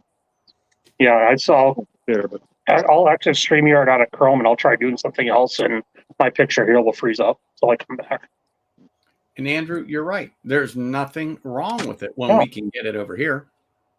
I've got a bottle of it somewhere on one of these 5 or 6 shelves here or over there or out front. It's here. I haven't cracked it because I've had it before, but sometimes the more and more I talk about it, it's like, yeah, let me crack that bottle. Let me crack that bottle. Let me crack that bottle. But so do you like that Guinness cask finish? Yeah, I do. Yeah. Little chocolate. Yeah. With that smoky sweetness. I mean, drinking smoky peated Scotch makes sense sitting next to the smoker. Especially when you get into that pork loin. Yeah. Exactly. Your palate is set for sweet, smoky goodness. I just bought one of those marinated ones. Lemon garlic or something. Oh, well, still. What are you using to smoke it? Pit Boss. Wood. Okay. Are you using hickory oak pellets, and there's a little bit of cherry pellets in there too. Yes. That's perfect. So I get that Walmart competition blend is hickory and oak, and then I had a bag of cherry, and I just kind of blended them. You know what? I have the solid chips, and for mine, and when I'm doing something that's an all-day 8-10 hour deal, I'll take some of the hickory, some of the cherry, and a smattering of like apple, and I will soak them for a few hours. Drain the water out, throw them on a little tray for about 15-20 minutes just to kind of get some of the water off, but they've absorbed some. Then the first batch I put in is all the dry stuff, so it really just envelops it with smoke for an hour. And then I start mixing it with some of the other one to slowly control it. So you have a charcoal or just wood burning? Mine's wood. Offset? Yep. Yeah. Mm-hmm. Yeah, so the pellet grill, I'll just pour the pellets in there. I was just checking the hopper. That's what I was up doing a minute ago.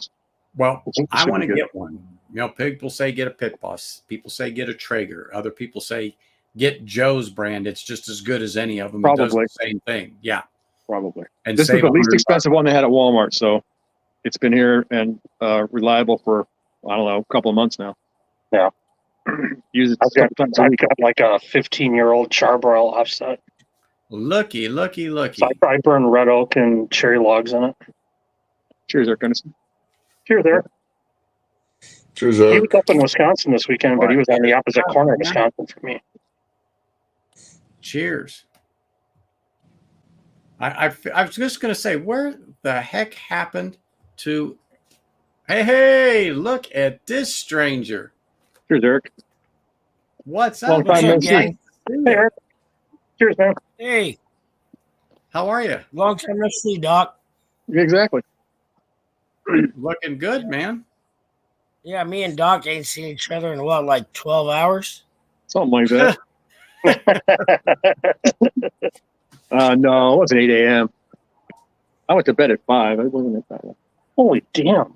Oh, wow. I took the night off, went to bed at 10 p.m. last night. Yeah. I needed it. It felt great today. We had a long night with Sean Friday night. So is Mike not going on tonight? His mom passed away today. Oh, Yeah. oh my God. Oh, wow. Yeah, I just saw his Facebook post this afternoon. Yeah. He put on Patreon. That's where I saw it. Like, And I think Adam put a thing on Livewire on YouTube, said keep him in your prayers. So, Yeah. Oh, wow. So yeah, raise a prayer to Mike and the family today.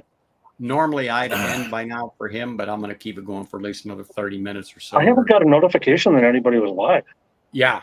So, yeah, I'll Oh, I'm sorry to hear that. I didn't know that. I didn't see Yeah. that. I was looking. I mean, I didn't know it till about maybe 3 hours ago.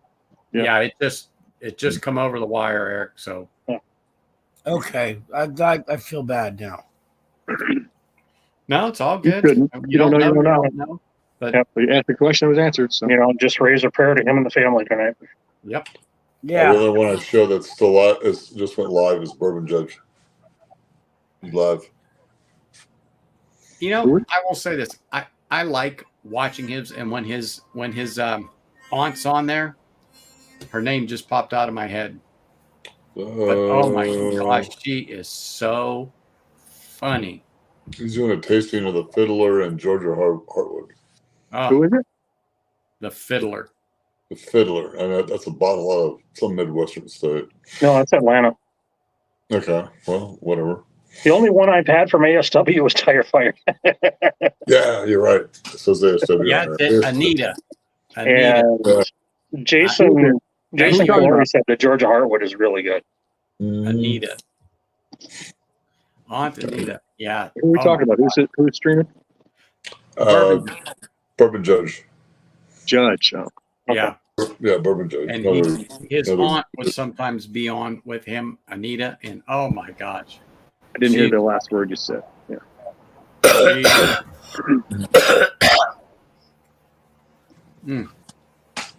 We got 126 internal on that. I know we're getting Nice. hold How on. You far know, you going? it gets all meat gets to the point where you'll watch it go up and up and up, The and stall. then it stalls. Yeah. And it might take an hour, depending upon the meat. It could take 2 or 3, and then all of a sudden it starts to climb. And when I first did that, I did a beautiful pork shoulder to make some pulled pork. Everything was going good. You know, I timed it out, figured 5-6 hours. Hit Like the stall and 10 got nervous. hours later, by the time that reached 165, I think it was. Yeah. And normally I would have pulled it out, wrapped it in foil, put a towel over it, and put it in my styrofoam cooler just to leave it set while I got other things going for the next half hour. But I didn't have time. I pulled that off. I grabbed the bone and it just pulled right out. I said, "Oh, thank you." Oh, you're good. Okay, wow. Yeah, exactly. It just, Yep. I mean, no Was your effort. thermometer incorrect? That's the only thermometer you need if that bone pulls out clean. It pulled Yep. out clean. And so I took my Yeah, claws to it and shredded it up, put a little juice over it, mixed it up. I said, "Come and get it." And I was like, because I Yep. thought I was going to miss that 6 o'clock meal time. Yeah. Yeah. Yeah. I Well, didn't you know always, about you always the give stall. yourself like 2 hours before. Well, I didn't know about the stall. So when I'm like, what happened? What happened? What happened? Yeah. You know, it's on 200 and they said, just leave it go. And And I thought the temp on it. Oh, yeah. It It, should be. matter of fact, it actually dropped a few points. And I'm like, what the, the, heck? the, the temp should be 200 degrees. But That's But, fine on man, it. Did Pork shoulder. you do the half pork butt or the full picnic shoulder? picnic. Okay. So I think the last time I did one of those, God, it took me 10 hours probably. Well, Oh. I've done pork butts. Believe me, I fucked up a lot of meat over the years. A pork butt at 200 degrees, it'll get that collagen out of there, so it's not so fatty. But you got to get the collagen, the fat. Yep. You have to let it melt out of there. Yep. Otherwise, when you're ripping it apart, you're gonna feel all that in there. But yours came out great, so you did a good job. Yep. As long as that bone pulls out clean, you're good. There's no fucking rules to barbecue. There really isn't. But you've got to have a lot of time, a long chair, and a lot of beer, but you got to have patience. And you know, I got a lot of beer. I got an offset. I built a 55-gallon No way. drum. I built a 55-gallon drum. That motherfucker, it'll cook anything. Nice. It's even just say I have a lot of beer. Like, no way. Yeah, I'm sorry. I'll get up at 4 a.m., pop a beer, start cooking. I will. Yep. Mm-hmm. So when you built that offset, then, or when you built the drum, is it offset too? Did you put something on the side, or you just have coals in the bottom of it? It's a coal basket in the bottom of it. So okay. I went to a place that had food grade quality barrels. Big ass charcoal grill. I did a burnout on the barrel. So I put wood in it and burned it up, killed all the fucking impurities out of it, and then I built the drum. So the whole outside of it is all stainless steel, and the innards are not. It's got 2 grates in it. It's got a fire basket, box, and I've got a hole cut out in the bottom to let air intake go in, and then a little pipe smoker on the top that actually lets the fucking air flow out of it. Those are the good ones to do brine chicken pieces in. Oh, dude, I could cook mad brisket, chickens, ribs on that thing. Yeah, Mark, you see those thighs I did last Saturday? Oh man, those are so good. And my girl, I feed my girl the food. She sits on the patio and she'll say shit, and she starts texting her son, and her son's texting me back, and he's like, "Hey man, when we come out 4th of July, you're cooking, aren't you?" I'm like, "What?" He goes, "My mom loved your food," and I'm like, "All right." Yeah, those 55-gallon over the charcoal, you can't beat that shit. You cannot beat that shit. You can't beat it with a stick. No, it's delicious. Nope. Once you get the hang of it, you know, like Z-Man said, you'll ruin a couple of pieces of meat. You will. Yeah. That's what makes me leery trying to do a brisket, because it's like, $75 piece of meat to put in there and fuck it up. I fucked up my first brisket because I didn't trim it right. And my second one, I trimmed most of the fat off. But the first one, when I took a bite out of it, I had so much fat in it, Mark. It was disgusting. Hey, Paul. It went in the trash. The second one I cooked was delish. Thanks for stopping in, man. I did some poor man burnt ends yesterday. Oh, it turned out okay. Those things. I think I probably should have cut the silver skin off the side of that. Yeah. It wasn't really thick, but in hindsight, I was like, I can feel that chewy piece on the end of that. Same thing with ribs. End cube. On the bone side, you want to pull. Oh, that membrane on the bottom side? Yep. Yeah. Yep. Oh, yeah, for sure. I haven't done a brisket yet, but my favorite are those beef dino ribs. Oh, yeah. Yeah, they're hard to get a hold of. I got to beg the butcher to cut them. You can get those at Costco. There's a 3-bone rack you can get. Mm-hmm. Yeah. Okay. They didn't have them at Sam's. I don't go to Costco. I don't have Costco. Okay. Yeah, Costco's got them. Sam's doesn't. I can get those at Costco, and I can get like 10, 12-pound pork bellies at Costco, too. I never did pork belly either, but my wife's not a big fan of pork, so I'm trying to get more beef or actually chicken. I spatchcock a chicken before. That turns out pretty good. If you like bacon, you can get the pork belly burnt or the strips, and you can actually make those pork belly burnt ends. Yeah. So basically, you just stick them on your barbecue in the strips, cook them with your whatever seasoning you want, and once you get them on it, just fucking put them in a pan and put them in little cubes and give yourself barbecue sauce. Mm-hmm. They're delish. I'm going to be a little bit strange here, but if you ever get a boneless leg of lamb and you smoke it and pull it and make sandwiches out of it, good shit. That's some wonderful stuff. I have not had a lot of lamb. I don't know why. I'm not hungry. really salt in the store today, and I was like, you hardly ever see any like lamb or stuff around. And all of them had like it's out there, just people don't grab butterfly it. lamb leg or something. Yep. Mhm. Yeah, boneless Yeah. butterfly. Do you put that on the smoker? Yep, or grill it. You Yeah. can Oh, yeah. butterfly it out. It'll be flat. It'll be about that thick, and you It can was grill pretty flat in the package. I mean, there wasn't any. That's really good on the grill. You do it about medium rare. Slice it pretty thin. It's really good. Okay. Oh, that, Paul, is delicious. Yeah, I love doing turkey. Yeah. Yeah, turkey anything is delicious. Yeah. I never heard of a deep fried turkey till I came here almost 26 years ago. And I'm like, what do you mean deep fried turkey? I haven't done turkey breast on the pellet grill yet, but My ex-wife and I got one of those fryers, and then she took it in the divorce. I'm like, God damn it. Damn. I got my fryer and I got the oil, the peanut oil. That's the best way to cook. We did that every year for Thanksgiving. Everybody came to our house. Please, man. And then when you brine it overnight or something like that, there's so many different ways to prepare it before you dunk it in there. If you're going to smoke it, get a really big plastic container and put about a gallon and brine it in buttermilk with a little bit of salt and pepper. Oh, yeah. The turkey stays really moist when you smoke it. and then season it after that. Just take it out and season it. Yep. Yeah. That buttermilk really gets in there, really keeps it moist. Yeah. These are the things that I would never thought about doing. So have you smoked the turkey breast with the bone in it, or just getting those boneless frozen ones? Either one. Boneless turkey breast. You can do either one. I've done either one. I've done a whole turkey too, but yeah. I mean, there's even the net wrap boneless roast. Those are pretty good too. Yeah, well, I took the nets off, but sometimes they're in pieces. There's like not really just one hunk of breast. Yeah, just Right. leave them wrapped up. Yeah. Did those in the electric a couple times. Yeah. But I figured you'd get one big frozen one with a bone in it. It's like a breasted turkey that might work pretty well. It's like salt and sugar brine with that overnight. So you A know lot of them which are brined before they're frozen. So the like Johnsonville smoked sausage or Hickory Farm smoked sausage, put that in your smoker and smoke it for an hour because they're pre-cooked. Mm-hmm. Holy smokes, whole Put some heat on it. thing of flavor. And I don't like them, but in there, smoked like that, and it in that fat, a lot more of that other fat just drips Well, off. it's like buying a spiral sliced ham that's been smoked. Bingo. You buy it like that. You buy it like that because it's cut, and then you just twice smoke it.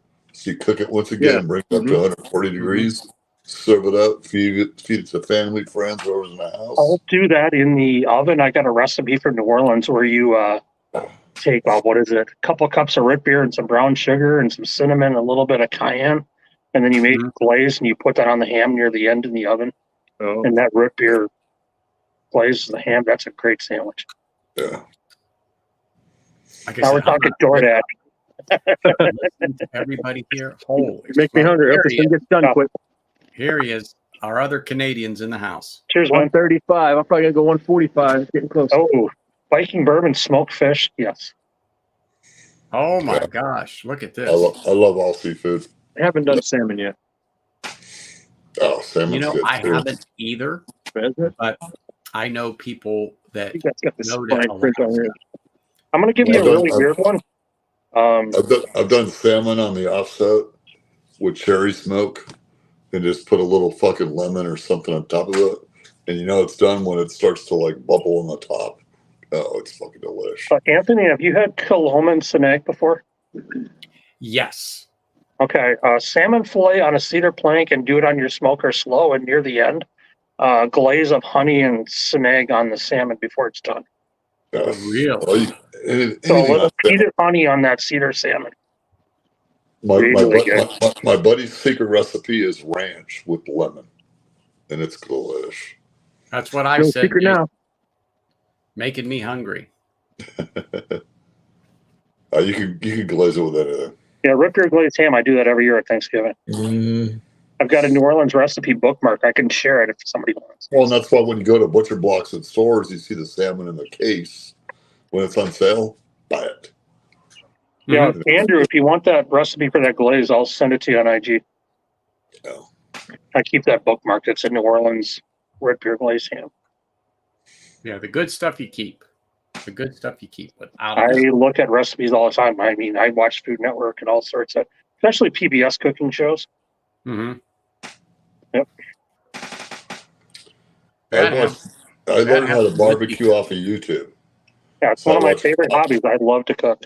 I watch Cosmos Barbecue and Heart of Barbecue, right, which is Malcolm Reed. Yep.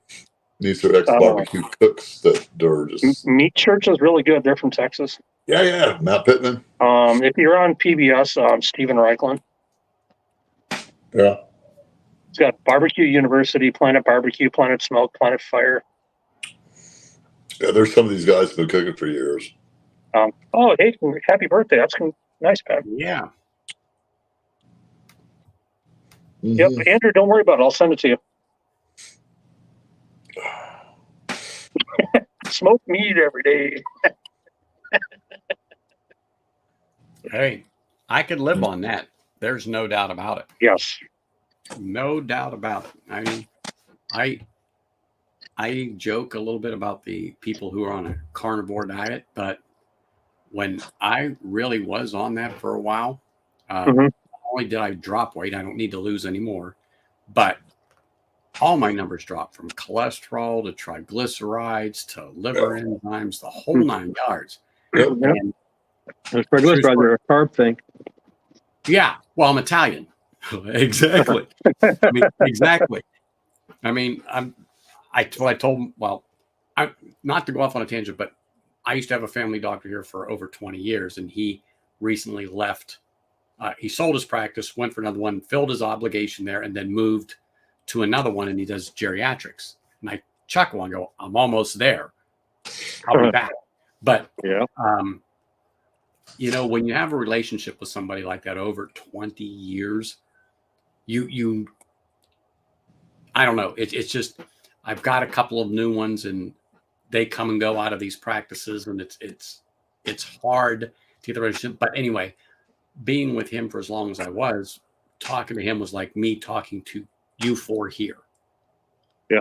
It wasn't, you know, he's the doctor. He was somebody I've known as long as I've been here. You know, and you have that rapport, and we sit back just like we're all sitting here, and you have this discussion. And so I got into that because he asked me, he said to me, what did you do?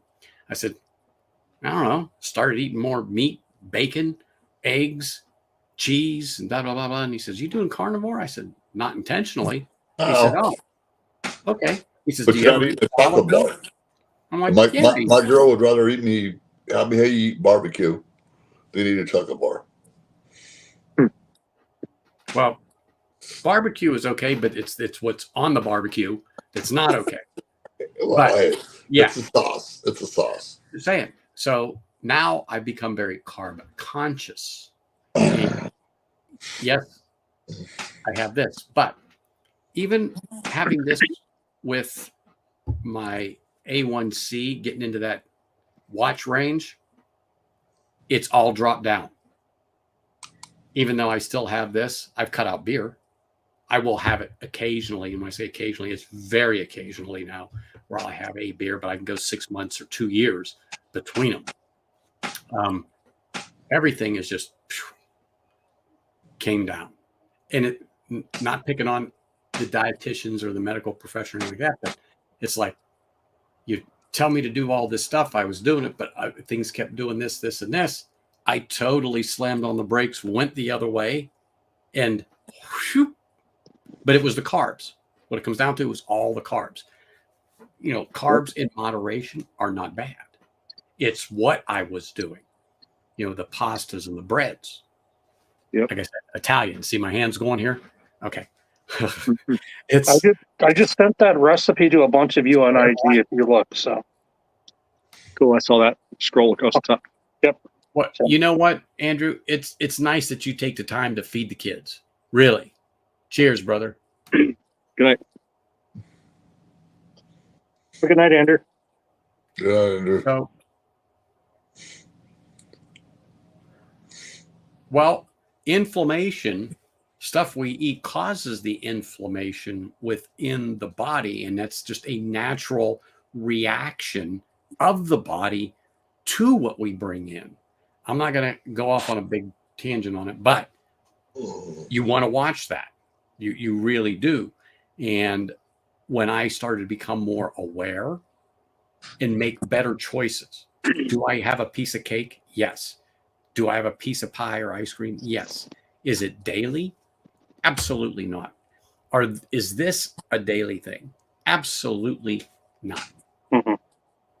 So when I made those choices, when I have made the decision to change what I do, is where I've noticed a huge difference. Now, could I stand to put on 25, 30 pounds? Sure. But as long as I'm not on Lipitor and other things like that, no reason for me to change what I do. No reason. Until my medical professionals tell me otherwise. And from my last blood work I got, all good. Sounds good. Exactly. Yep. Exactly. But hopefully these new people I've got stay around for a while, because it's really hard to keep changing horses in the middle of the race, not because I'm doing it, but I don't blame them for what they're doing. But you get so used to seeing that person day in, day out for everything that they know you. And when they know you, it's so much easier for them to help you. It's these ones you go to that are there for a year who are just getting to know you, and then they move on and you get somebody else, and it's the same questions over and over and over and over and over again. And it's like, ugh. But I understand it. I understand it. I do. And I purposely, the doctor I followed him from practice to practice until he opened up his own. Then he got bought out by some of the bigger medical places like hospitals. And then they brought them, that whole group, in under their umbrella, which I didn't care, because it wasn't the umbrella I was looking at. It was the person I was going for. I didn't care about the other fluff. It was the person. So that's the whole thing about it. And Well, then I probably did talk about the mac and cheese. It's on the smoker. So we're talking about carbs and trying to reduce the carbs. Yummy. well, I would eat that because I'd look, well, you know what? My carb So count for the day is I only cheated this time. I bought packaged mac and cheese and I doctored it up and put it on the smoker with the panko crust on top instead of So you know what's funny? making the mac and cheese and the whole cheese sauce to start with, which was really good. And wow, when you add some, like, I'm gonna say real cheese, and like you said, that them panko breadcrumbs, and then you're putting it in the smoker and it's getting that. Holy smokes! It changes the. I'm sure it does. Darn thing. Yeah. I've made that smoked mac and cheese from scratch, and it's a thing. And that cheese sauce gets thick. Yeah, I like. There's like 3 cups of cheddar and 2 cups of shredded Gouda, smoked Gouda in there. Nice. It's full of cheese. So this is just a packaged one, but I shredded some of the smoked Gouda in there and added a little bit of the barbecue rub, and then put the panko crust on top. God, like I said, I'm not hungry, but listening to you describe that, Mark. When you try to describe the cheese sauce, there's one of the New Orleans chefs I watch on YouTube, Isaac Tubes, and he was doing a fried pork chop sandwich, and he made his own mayonnaise, and he's like, his wife was off screen. He's like, I like my mayonnaise like I like my women, thick. And she freaking threw a spoon at him. And Ben? Nothing wrong with that, no. That Glenkinchie 12 is good. I liked it, and especially once I put about 8 drops of water, and you can review the video here, go back and see where I measured it out. What a difference. It muted a certain note that I wasn't happy with, and really made it a much enjoyable We're flashing 145, 144, 145, 144. There you go. Yeah, Z-Man, I texted you that Rip Your Glaze. Oh, look at this. Look at the mac and cheese. Yep. All right. I'll take a look at it when we're done. Is that a black iron, or is that a cast iron? Hell yes. Of course it is. What else you could do? That's what it looked like I couldn't is. quite tell, but I saw the handle, and that's what I was like, oh, that's cast iron. Yeah. Yeah. Mm. Yep. That gives it such a nice crust on the bottom. Yep. Ugh, Just enough darn it, Art. pellets. All right. Now I got to get this off and slice it up Okay. and feed some. All right. See you guys. Hey, Throw thanks my for head coming back and see what's brother. going All on. right, brother. Have a good Have a evening. good night. Cheers. Cheers. Take care. Enjoy dinner. Gosh, he made me hungrier. We're all making each other hungry. I know. Like I said, I'm not a bit hungry, but now I want to go and eat some corn chips and salsa. There you go. Mm. Oh, yeah. Mm-hmm. I tell you what I had today. I did cheat a little bit, but I went out and had a burger, but they called it a California burger. They added some jack cheese and egg and some avocado. Whew. But they had this ranch jalapeno dipping sauce. It was supposed to be for your fries. Yes, I had fries. Sure. But holy smokes, I smothered that on the burger. Oh, my Nice. gosh. Was that out of this Nice. world? Hey, Jay. What's up, Jacob? Cheers, man. I was watching you on Big Vic's stream, but unfortunately, being a camp brother, I couldn't pop on. And you had a nice cigar there, and waiting for the wife to come home, and being a good husband just in case something happened. Yes, sirree. Don't think I don't pay attention to what you do, even on Liquid and Leaf. I just have to get up too darn early to hang with you all sometimes. So I kind of lurk for a bit until I fall asleep. So cheers, man. Thanks for popping in here. Yeah, I jumped on Ken's Discord this morning. You posted some up really early this morning. Well, I'm always up by 5 a.m. my time. Okay. It don't make a freaking bit of Looked difference. pretty cool where you were hanging out, though. Mm. I wasn't on this morning. I was on his stream, not literally on. No, I mean your pictures on Discord. Oh, yeah. Well, I streamed for a few moments from the top of that mountain on Ken's stream on Saturday. Okay. Because the signal came through, but the only problem is because of the way the sun was, then my polarized glasses, I could not see the screen on my phone. Mm-hmm. Yeah, I couldn't. It was just black to me. No matter where I turned or moved, I couldn't see a thing. No. Couldn't see a thing.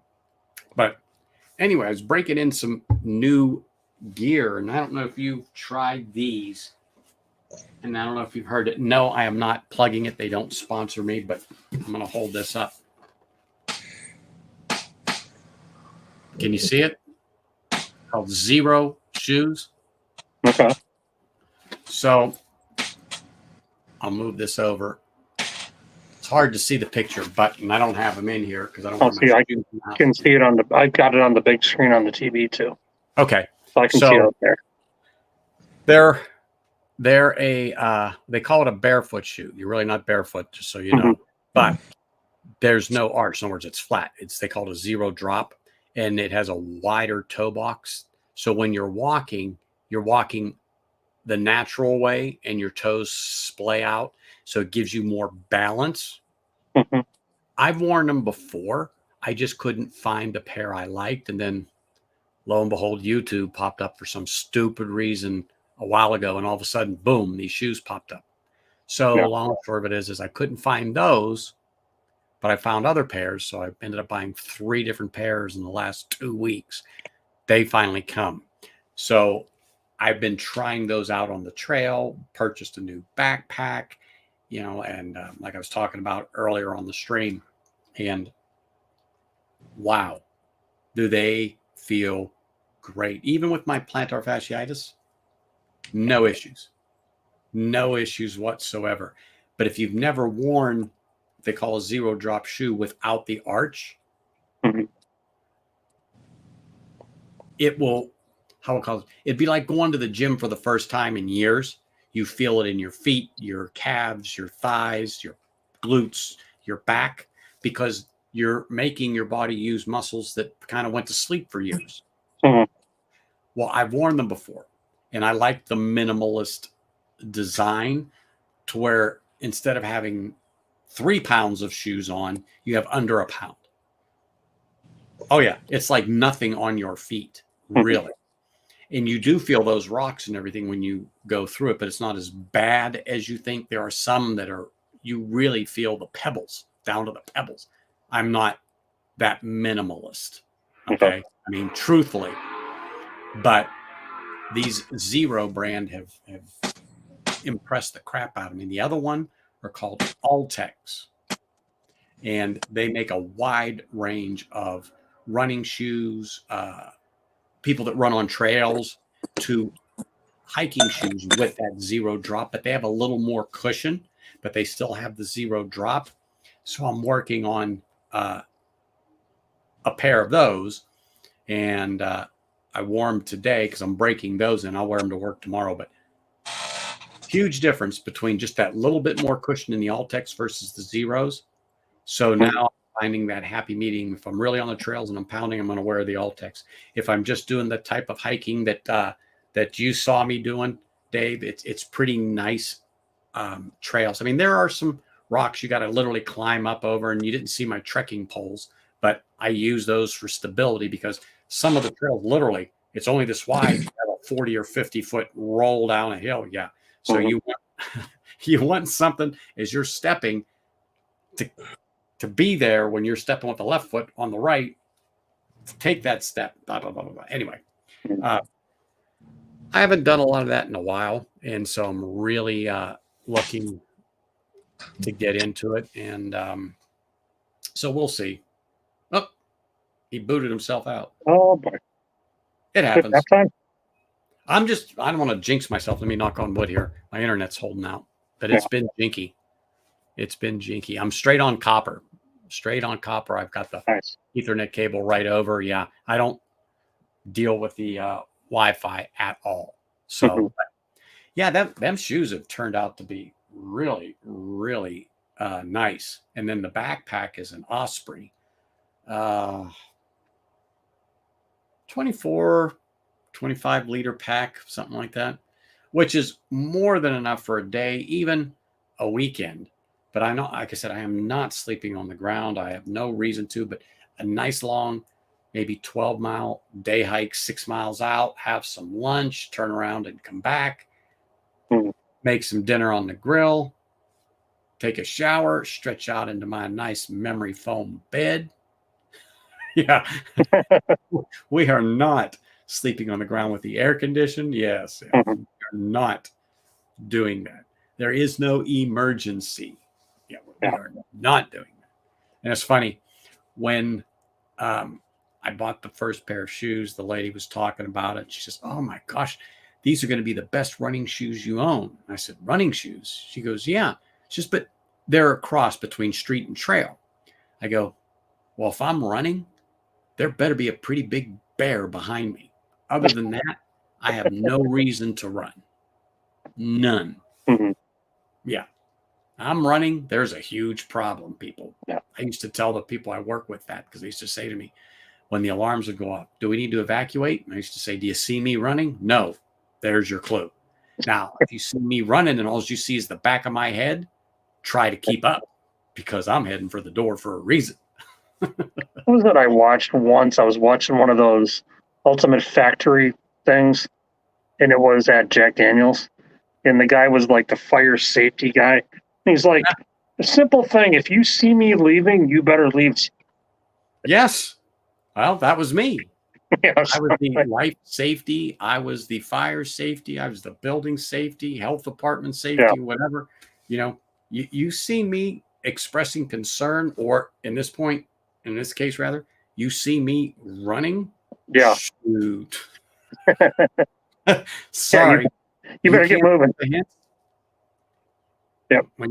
When you see them feet and they're high stepping like on a Scooby-Doo cartoon, and I'm moving through that place, look out, people. Yeah.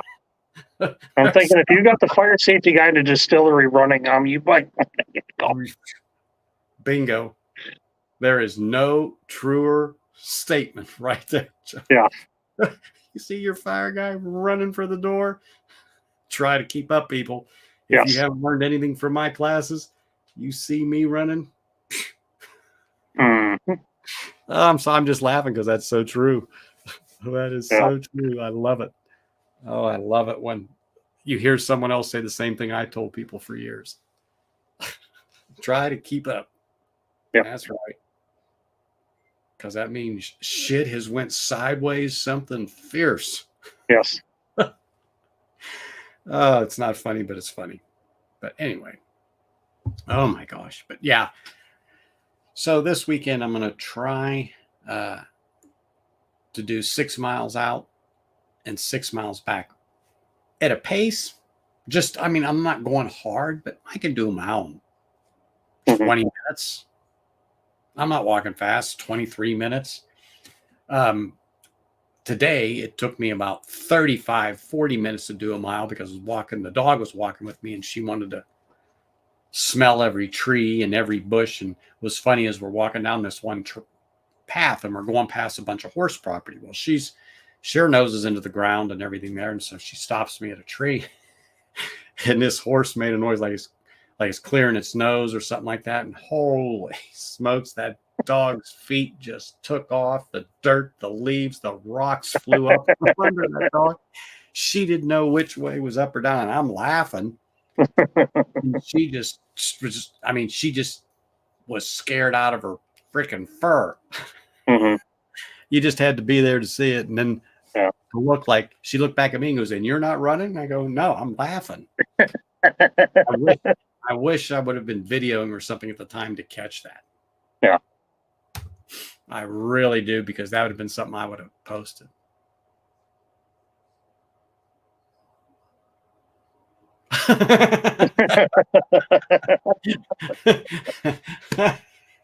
Hey, exactly. Hey, you wouldn't needed a shirt to tell you that. I'm sure of that, sir. I think somebody would have been yelling at that point. Oh, yeah. Get out of my way. That's what they would have been yelling. Run for your lives. Whew. But again, that is so true. You see me running, you just try to keep up. If not, hey, I'll tell everybody how good you were. Yeah. Oh my gosh. It's not funny, but it's funny.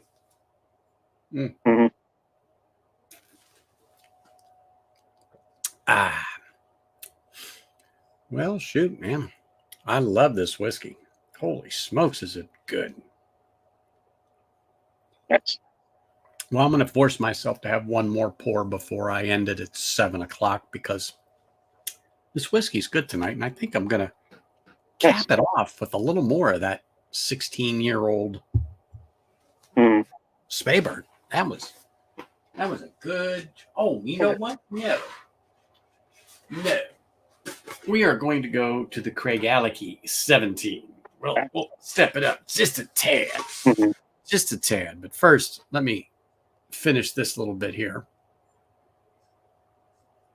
So we got 20 people. If somebody else wants to go live at some point tonight.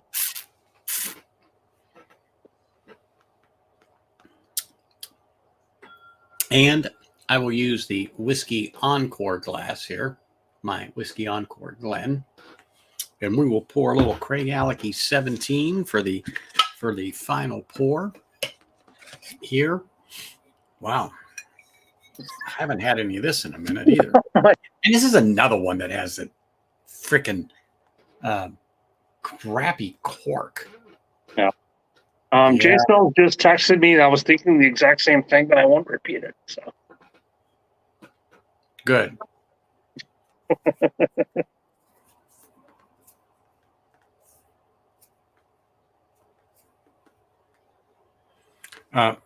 Exactly. Oh, the topics tonight. Oh, that's for sure. Now we went from Highland to Lowland to Speyside. Eclectic group of scotches. Third pour, I'm still on Speyside in the same distillery. This is my second pour of the Glenkinchie 10. Oh, it's good as good. When I'm up at camp, I've got about that much left in my Glenfiddich 12, and it was almost half full. But hey, a Glenfiddich 12 is a great daily pour. I like it for $40. There's the bottle I have in the kitchen here. It was a couple of years ago, the large grocery store here that's got the Offerman. They'll do like those Christmas, like the gift boxes and everything. Yeah. But they'll do certain deals. Mm-hmm. I think I took a picture of it because Glenfiddich was 2 for 38. Really? Yeah, $20 a bottle. Yeah, I was just like, what? And I think the Yeah. Belvin Doublewood was like 2 for 60. Well, you have to buy the Glenfiddich at that. At $20 That's a a piece, no-brainer. yes. I mean, now Ken will tell you he's not fond of the 12 that they have now. Mhm. I said to him, I said, well, I It's don't think still it's bad at all. Don't mind it. I mean, it's not going to knock you back in your chair by any means. No. But The newer I- Glenlivet 12 is not as good as the old green bottle 12, though. The so Glenlivet. mine are the green bottles. Yeah, the green bottles are the good ones. The newer ones aren't that good. Correct. Yep. The newer, the I think they're clear. Yeah, they're a clear bottle. Yeah, I think almost they're like a clear. teal label on it. Yeah. It was Mhm. the green bottle was so classy too. The Glenlivet. Yeah, that was the older versions. Mhm. And you know what? It's funny. And I've had this discussion before, and people go, I can't believe it changes. That's their base expression. Well, how do I put this? The temperature, climate, conditions, and everything affect each barrel differently, even though they blend for consistency. But Glenlivet and Glenfiddich, I mean, these are monster batches. Yes. And so the variations from batch to batch to batch, from this 12-year batch and this 12-year batch and this 12-year batch, Mhm. you're even though it's mixed for consistency, when you have partaken in the spirits like we have, you get to the point where sometimes you'll go, well, boy, this tastes a little different than I remember. Something's different, even though it's the same make, the same name, the same age, the same distillery. You catch it. But Yeah. it's not anything that makes you go, pfft.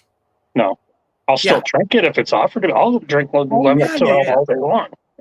But what you have to remember is it certainly it certainly does make a difference. William Hall, you got the jackpot yesterday. Aaron 10 is fabulous. It is, if you can find it, especially because that's a base expression for them. And if you like that, you're going to like pretty much what they do going up, because the only thing that's going to change is how they finish it. Okay, William, is that the new bottle or is it the old tube with the green and yellow label? Because that was a fantastic bottle, the old one. Let us know. Like you were talking about the Glenfiddich 15 Solera. I used to drink a lot of the Glenlivet 15 French Oak. Mm-hmm. That was a great bottle. Well, that Solera cask, man, that was living for me. You had I think that was my first getting into sherry was those bottles. Yeah, you were high on the hog. If you pulled out that in front of me, it was like, holy shit. Well, I think they were, when I started buying it, $55 maybe a bottle, $60 a bottle. I would say 60 tops. And that was 10 years ago or more. Yeah, I'd probably be 15, 20 probably 15, because I probably started drinking whiskey 20 years ago, and that was a friend that got me drinking Johnny Walker Black Highballs with Sprite. So I'm like, okay, so I drank more Scotch than I did bourbon. Yeah. So his is the standard, the what they got now. Okay. The all tan with the black writing, and yeah. Aaron is good stuff, though. Yeah. Yep. I have, William, if you ever want to try it, I have one of the old Purple Label 14s if you want to try that. That is wonderful stuff. So my Craig Alecky, since it's 46 ABV, I've already had a sip of it. I'm going to go ahead and add just a taste of water to this, just to see how this opens. No, I didn't count it this time, but there's a good 8 drops of water in there. Yeah, William, I'll send you a sample of that one. No problem. Oh no, you never say no. No, that old 14 is something special. Mm-hmm. Yeah, it is special. Mm. Where are you headed to, William? You're going to duty free tomorrow. Yeah. Where are you flying out to?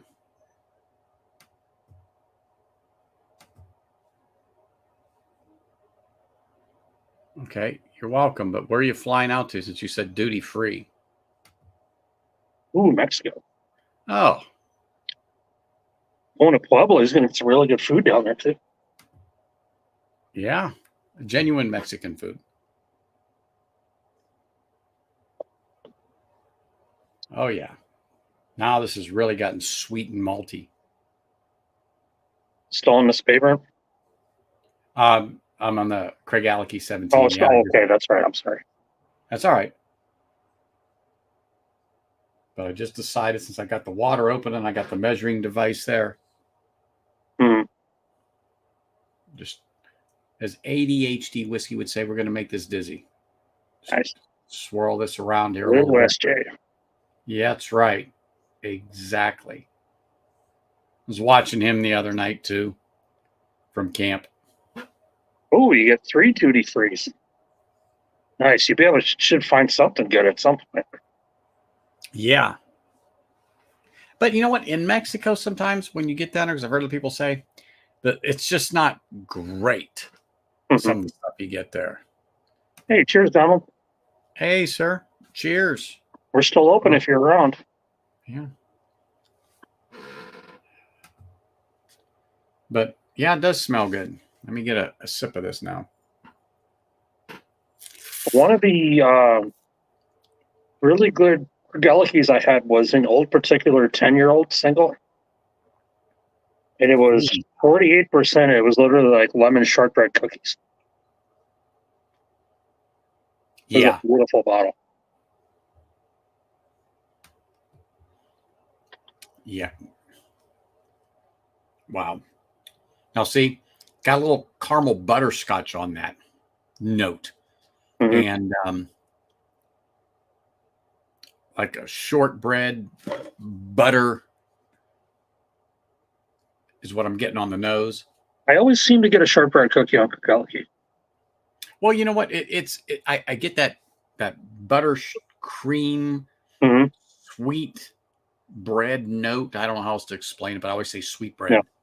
That's what it comes off to me. Yeah, to me, it's that Scottish shortbread cookie. Mm-hmm. When it's sweet, almost like a Werther's original. When you first take that sip, it's very, very creamy. It's like, ooh, hello.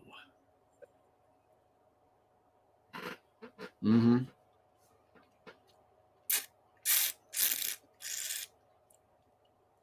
A little chocolate. Like I said, I really don't like to add water to whiskey, but I do understand the importance of it in tasting and to proof it down some to really bring out more of the flavors and the notes, like in the nosing. I am convinced now that it does, yes, but just to drop a couple of ice cubes in whiskey and let it go, sacrilege still to me. No. For a while, I did that with, I would put one small, like if you get a shaved cube, and years ago into a glass of Booker's or an ECBB. And some of the flavors that would leach out of that whiskey with one cube were phenomenal. What I would rather have is the round cube. Okay. For lack of a better term, the round one, because it doesn't melt as quick. The really big one? Yes. Okay. Yeah. I've got a couple gifts. I've got a Four Roses mold, and I've got a Dewar's mold too. But the I've thing just about never that used is them. it really chills the whiskey down way too much, if that makes sense. So you chill it down and you lose flavor. And so that's why I'm more, if I'm going to put water in whiskey, I'm going to drop it in and still consume the whiskey at the temperature of the room, hmm because the ice also takes away from the flavor because it drops the temperature. And that's why on cognacs, they want you to hold it in your hand and warm it up a bit, because it hmm opens it up and brings out more flavor. And that's why sometimes at night when it's cool up at camp, I'll hold the cup a lot like this to where the whiskey is right within that notch. Whoops, hmm that notch of my hand right here, to keep it warm instead of chilling it down, because I I do like that. believe I've got from eBay. It's set. They're cheaper. It's a Glencairn, but it's on a stem. it's on a stem. Yeah, it's a Glen. Yep, like that exactly. Yeah, yeah, I I have have like one. 4 of those. Those are I nice. I have 4 or 5 more of them hmm on a stem, and I do like them. And I got them. Here they go. Okay. Yep. Yeah, I So found them as a set on eBay, and I think I paid $15-20 for them. yeah, yeah, that's all they are, and I like them. And I would take Yeah. these back and forth up to camp once in a while when I was doing tastings, hmm because again, I I will hold a lot of them this way Yeah. because I don't want to warm the whiskey. But on a cooler night, I'll hold it in my hand like so and cradle it to keep the whiskey warm so the flavor stays. hmm But yeah, these things here are one of my these are my favorite. Everybody goes, ooh, ah, ooh, ah. Well, they're nothing fancy. They're only about $20 Yeah. for Every them. time I have those on screen, you're like, "Oh, you're bougie." I'm like, "Not really." No, no. But again, certain glasses do affect the whiskey as far as the nosing and so on and so forth. And so I Um, I, really like to be able to hold my glasses almost like yeah, a wine. I got a Tua glass from Scott, my bourbon journey, and Mm-hmm. it's good for Irish, but for bourbon, it's not the right glass because it comes across flat on the palate. Yeah, yeah. And it's good for Irish, but yeah, for bourbon, I don't use that. But like I said, it's just one of those things, And While this we're here, what I'm I'm going to grab a different bottle. I'll be right back. good. This is what I'm noticing when I do this. I really do get less ethanol on the nose because somehow the way this disperses the ethanol on this design actually seems to be working. And then when you nose it, like I'm really getting a deep brown sugar caramel note out of this glass. And this glass was the one that had the Glenkinchie in it. hmm And there's just a dusting, just enough to wet the rim in there. But that's what I get off of it. Normally, I get that off of a good bourbon, that dark brown sugar note. Since I was already drinking sherry with a Glenelg, I'm going to move on to an Edinburgh Malt. Oh, yeah. Mm-hmm. Which I is, like if the you want to, I color. mean, that's actually pretty good if you want to call it a budget bottle, but I like the wonderful color. stuff. That's nice. It's dirty sherry too. Everything from Edinburgh is a little dirty. Hey, who cares? Now, for a sherry cask, I love it. Mm-hmm. But no, this Craig Alecky is the 17 is very nice. 8 drops of water, really, really, really. But in defense, that bottle has had some good time to open up since I have originally cracked that. Let's just say over a month ago. I know it's Mm. been a little longer, but wow, it has grown its legs, and it has become a very nice whiskey, really nice whiskey. And like I said, I just for shits and giggles put some water in here after I've had a couple of sips before I put the water in there. But it is really come along, really come along.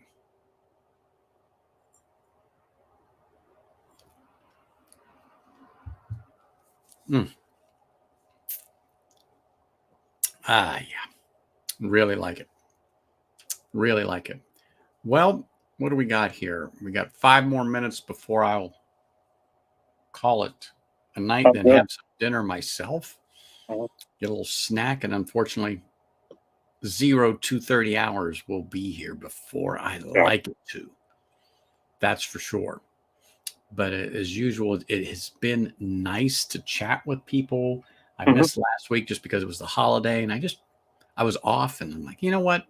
The heck with it. And it really is at night for some reason very hard for me to get a good, strong, steady signal, even on cell, to have the power needed, the bandwidth to stream. And sometimes on the morning, I'll pop on Scotch Down Under at 5:30, 6 o'clock in the morning.